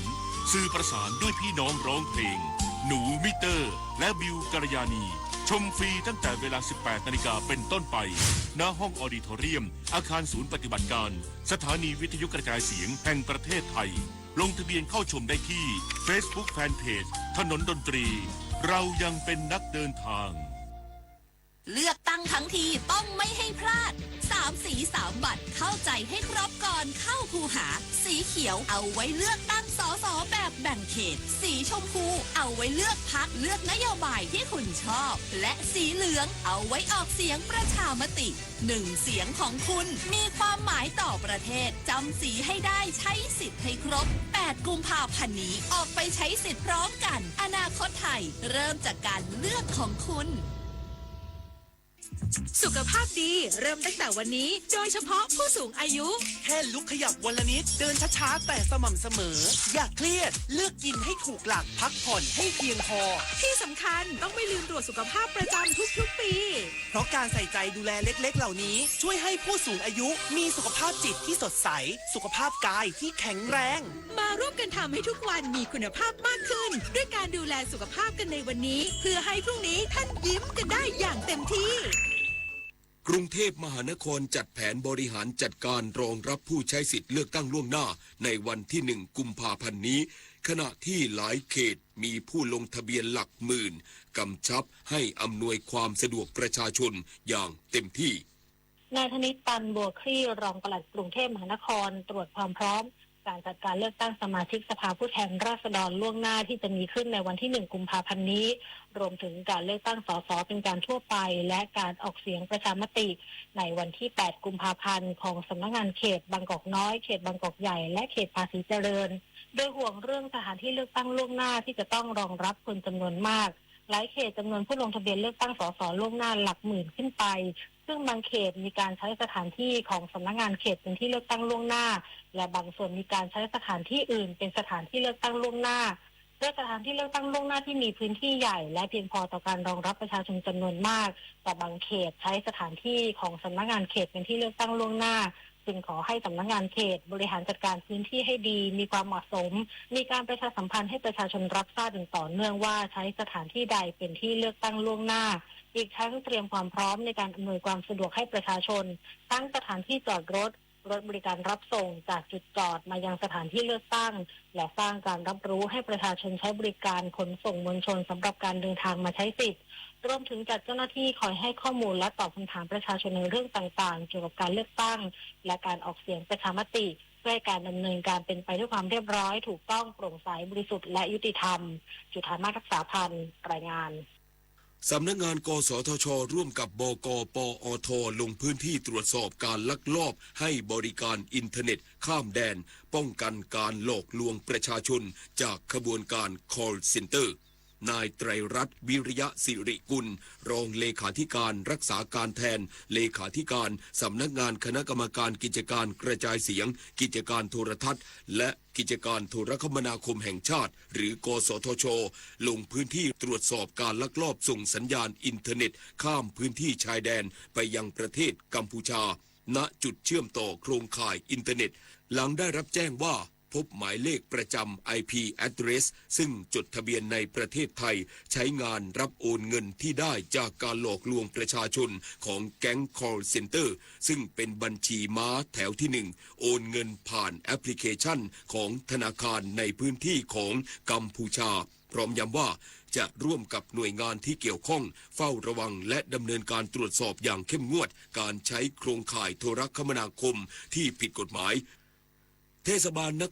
ครสวรรค์เดินหน้าโครงการพัฒนาโครงสร้างพื้นฐานเมืองอัจฉริยะสมาร์ทซิตี้ก่อสร้างท่อร้อยสายสื่อสารลงใต้ดินและบ่อพักลดปัญหาสายสื่อสารที่รกรุงรังและปรับภูมิทัศน์ตัวเมือง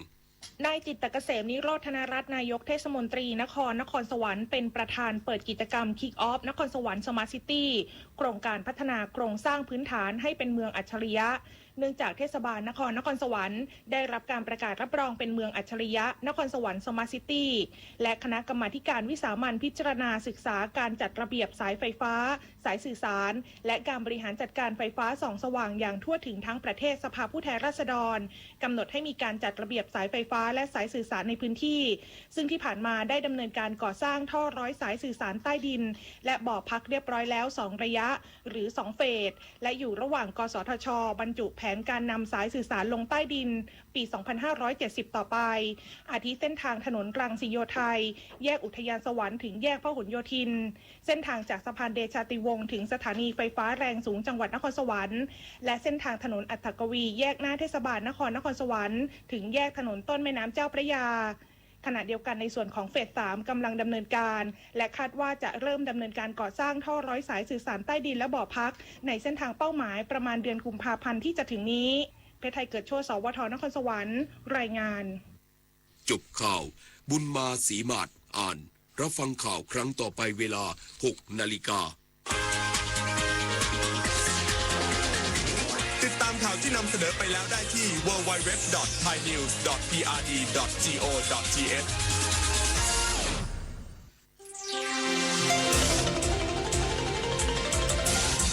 วิทยุแห่งประเทศไทยให้ความรู้กู้ความสุข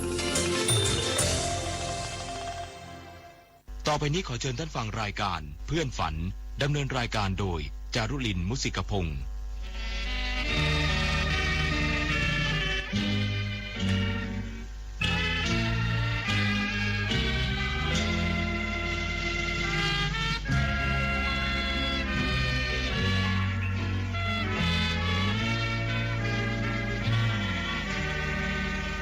อยากมีเพื่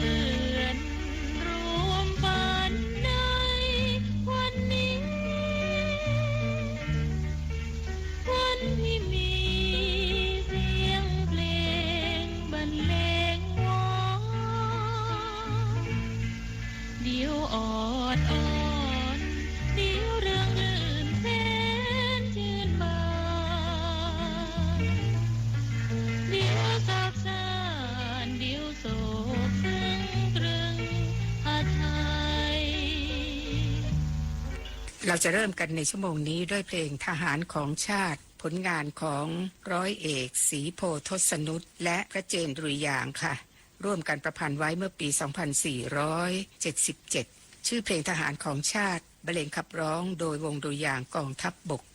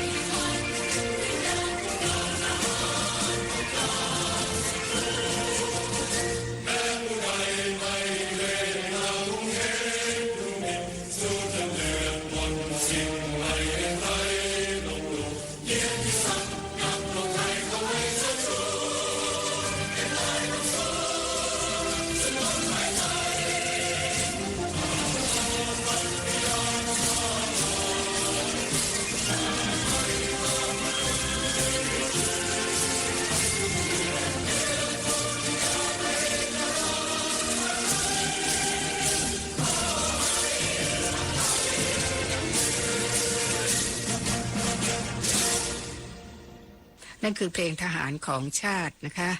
ต่อได้ไตรรงค์ที่ยอดเสาคุณภาหวังในธรรมขับร้องนำจากละครของพลตรีนวจิตวาทการเรื่องอานุภาพแห่งความรักปี 2499 ค่ะ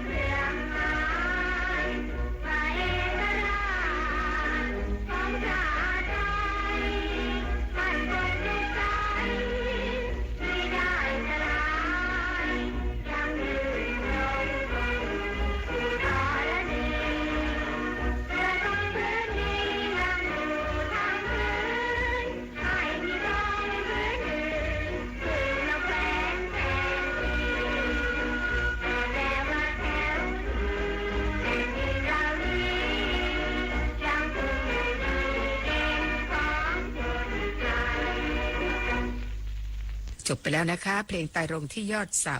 ฟังเพลงคู่2เพลงในช่วงนี้ค่ะอุทยานรักไซโยกคุณชรินทร์ นันทนาครและคุณเพ็ญศรีพุ่มชูศรี2ศิลปินแห่งชาติบันทึกเสียงสุนทรียานาเวียงการและคุณสมานการจนพลิน2ศิลปินแห่งชาติร่วมกันแต่งต่อได้อุทยานกุหลาบคุณฉลองสิมเสถียรและคุณเสารีภกาพันธ์ศิลปินแห่งชาติขับร้องคู่กันสุนทรียานาเวียงการและคุณสง่าอารัมพี2ศิลปินแห่งชาติประพันธ์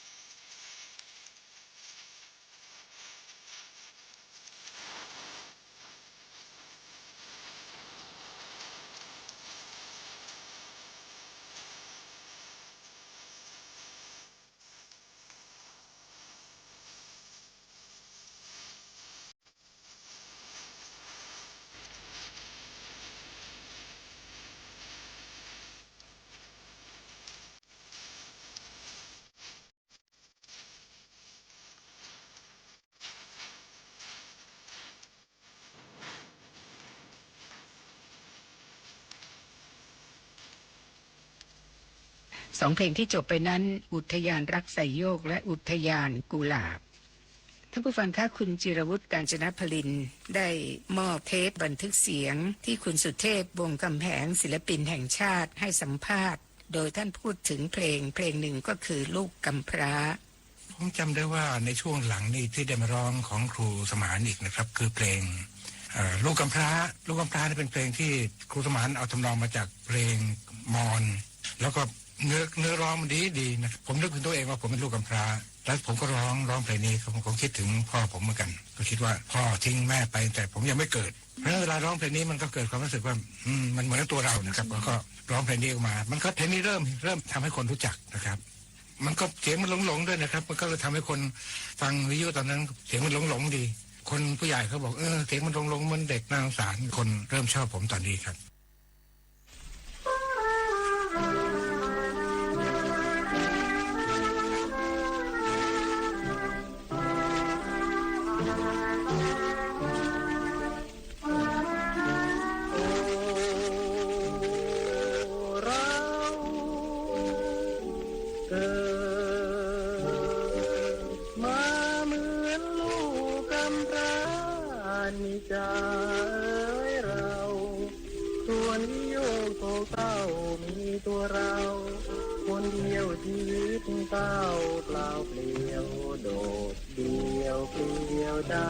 ไม่เห็นหน้าใครเป็นที่พึงได้เลยเราดีดอนมานานี้เคยเห็นหน้ามาแต่ยาวโอ้เราคิดไปใจเศร้าเหงาโศกโครวญ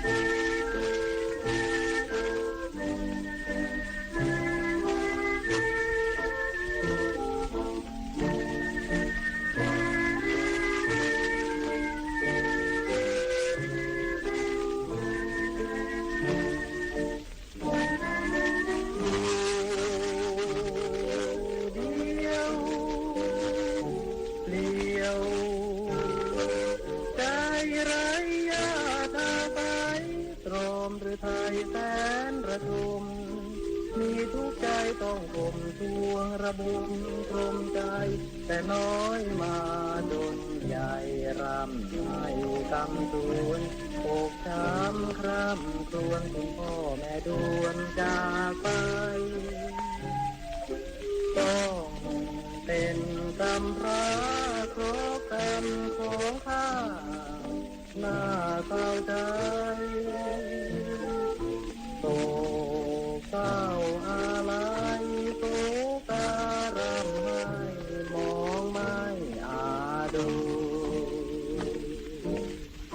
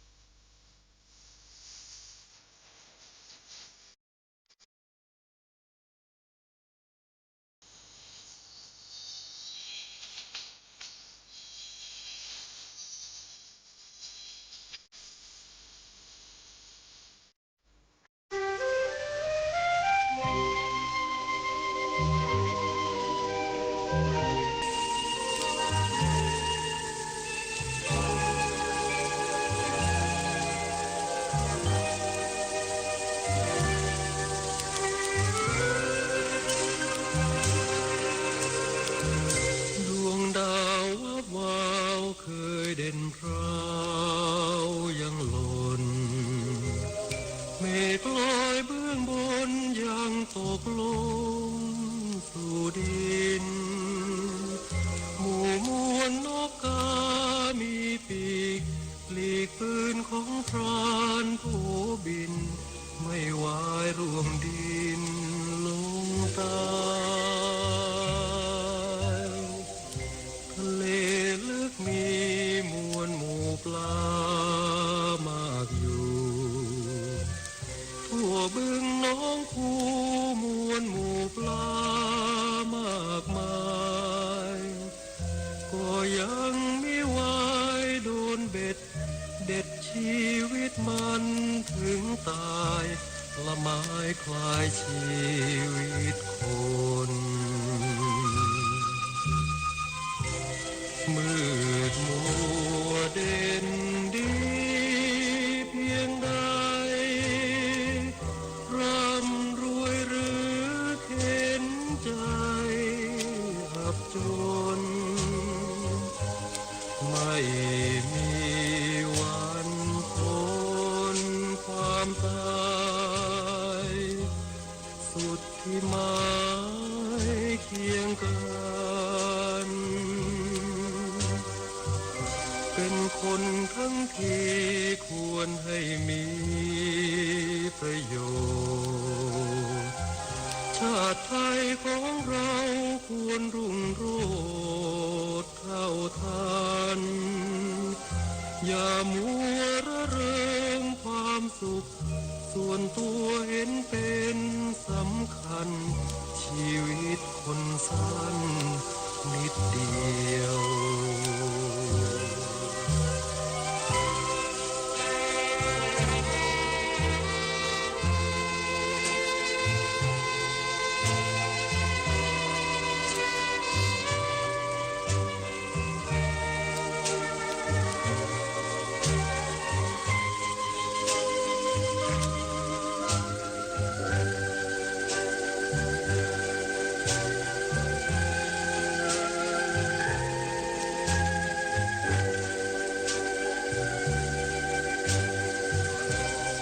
คนทั้งทีควรให้มีประโยชน์ชาติไทยของเราควรรุ่งโรจน์เท่าทันอย่ามัวระเริงความสุขส่วนตัวเห็นเป็นสำคัญชีวิตคนสั้นนิดเดียว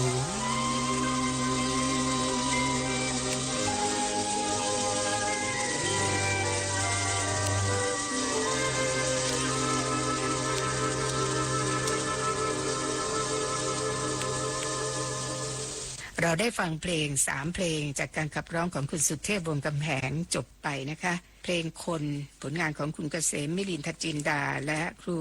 สุรพลโทนวนิกแอบรักเธอโดยครูพิพัฒน์บริบูรณ์ใส่คำร้องในเพลงจีนนะคะและลูกกำพร้าที่คุณสุเทพเล่าให้ฟังนั้นครูประภัยเพ็ญผสมแต่งคำร้องครูสมานกาญจนพลินศิลปินแห่งชาติใส่ทำนองต่อไปสุนทรยาณเวียงการผู้แต่งเพลงวิหกเหินลมที่ได้รับรางวัลแผ่นเสียงทองคำท่านจะพูดถึงเพลงวิหกเหินลมนี้ค่ะซึ่งก็ได้จากเทปที่คุณจิรวุฒิมอบให้นะคะแล้วจะต่อได้เพลงธรรมชาติยามเช้าคุณอุทิศธินกรณอยุธยาและคุณสมานกาญจนพลินศิลปินแห่งชาติเป็นผู้แต่งเพลงนี้เขียนไว้เดิมเนี่ยไม่ได้เกี่ยวกับนกนึกอะไรหรอกครับเป็นเพลงไปทำนองว่าผู้หญิงว่าผู้ชายค่อนแค่ผู้ชายหน่อยจังหวะมันสนุกทีนี้พอไปอัดเป็นเสียงรู้สึกว่าจะเป็นของบริษัทฟิลิปไปวันนั้นผมไปด้วยคงจะเป็นวันเสาร์นะงานผมหยุดผมก็ไปที่ห้องอัดด้วยก็อัดเพลงเนี่ยซึ่งอัดไปแล้วเนี่ย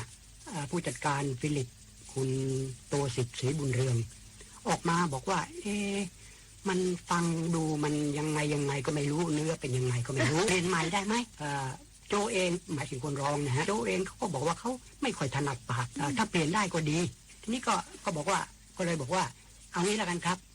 ผมไม่ไปไหนผมยังอยู่นี่ผมว่างเพราะงั้นอัดเพลงอื่นไปก่อนผมจะพยายามเขียนให้ดูสิชอบใจก็เอาไม่ชอบใจก็ไม่เป็นไรก็เลยสั่งโอเลี้ยงมาก็ออกมานั่งหน้าห้องอัดซึ่งมันเป็นเฉลียงแล้วก็มีหน้าต่างอยู่ผมก็นั่งดูดโอเลี้ยงไปคิดไปว่าจะเขียนว่าอย่างไงดีเพลงเขาสนุกละอกหักไม่ได้แน่ครับก็เลยนึกไปนึกมาก็มองไปที่นอกหน้าต่างก็นกบินไปบินมาก็เห็นนกบินไปบินมาก็นึกในใจเพลงเขาสนุกดีเป็นนกท่าจะดีก็เลยเนี่ยครับออกมาอย่างนี้ครับก็พอดีโอเลี้ยงหมดแก้วก็เสร็จก็เอาไปให้คุณโตสิทธิ์ดูแล้วก็ให้โจลองดูก็ทุกคนก็ชอบใจบอกว่าอันนี้ดีเอาละอันเนี้ยก็เลยออกมาเป็นวิหกเหินลมน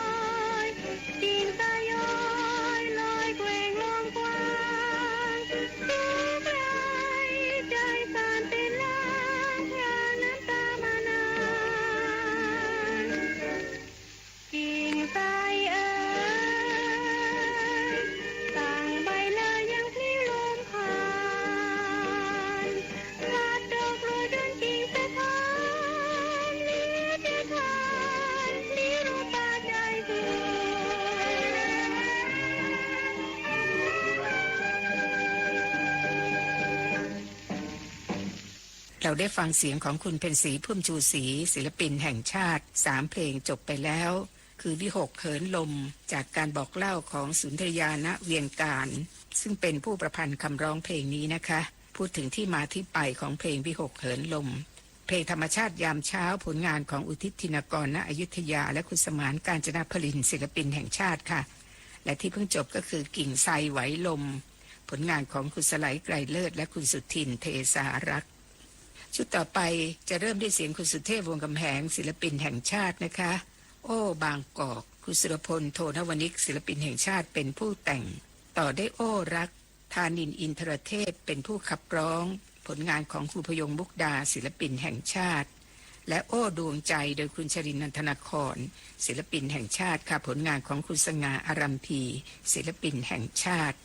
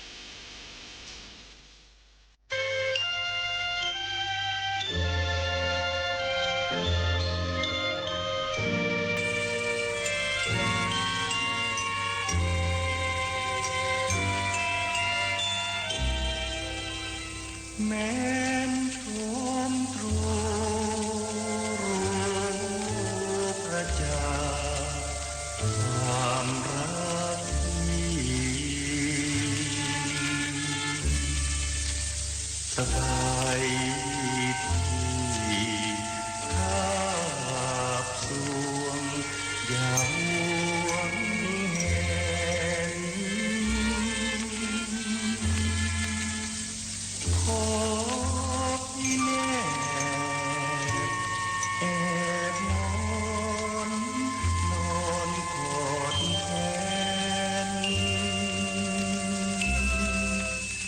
ละไม้แม้นกอดแก้วก่อนนิทรากลิ่นแก้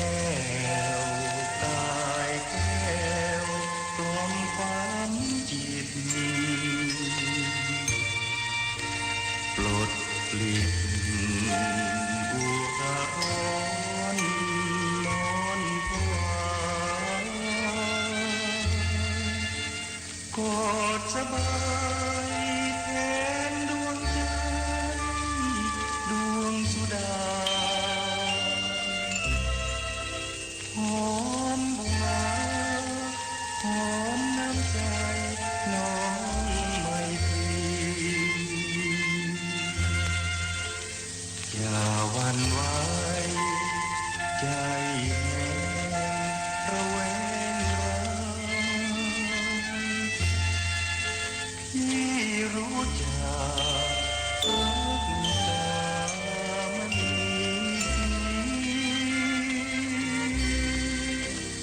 แสนรักแสนถนอมจอมชีวีกิ่งแก้วยอดมะลิโอ้ดวงใจ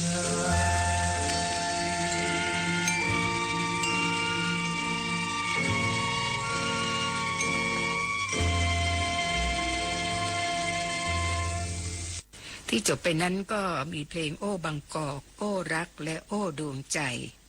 คืนนี้เราจะจากกันด้วยเพลงสักวาลาจากมาจากเพลงไทยชื่อลาวเล็กซึ่งไม่ทราบว่าผู้ใดเป็นผู้แต่งแต่เวทางซึ่งเป็นนามแฝงของนายทองอินบุญยเสนาเล่าว่าหม่อมราชวงศ์สนอและดาวันเป็นผู้ต่อเพลงลาวเล็กให้ต่อมาเวทางและครูสง่ารำพีศิลปินแห่งชาติจึงปรับปรุงให้มาเป็นเพลงลา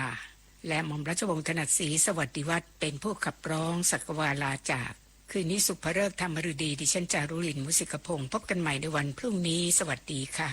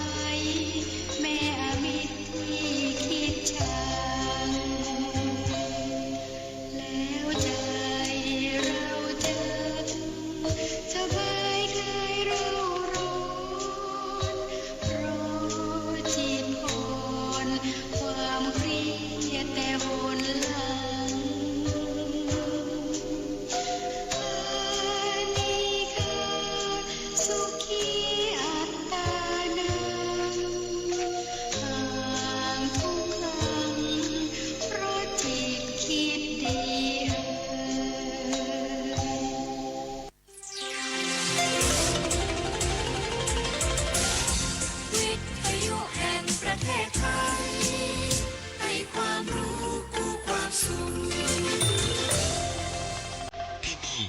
สถานีวิทยุกระจายเสียงแห่งประเทศไทยกระจายเสียงจากอาคารถนนวิภาวดีรังสิตกรุงเทพยุทธการกระจายเสียงสำหรับวันนี้ไว้แต่เพียงเท่านี้โปรดติดตามรับฟังการกระจายเสียงของทางสถานีวิทยุกระจายเสียงแห่งประเทศไทยได้ใหม่เริ่มตั้งแต่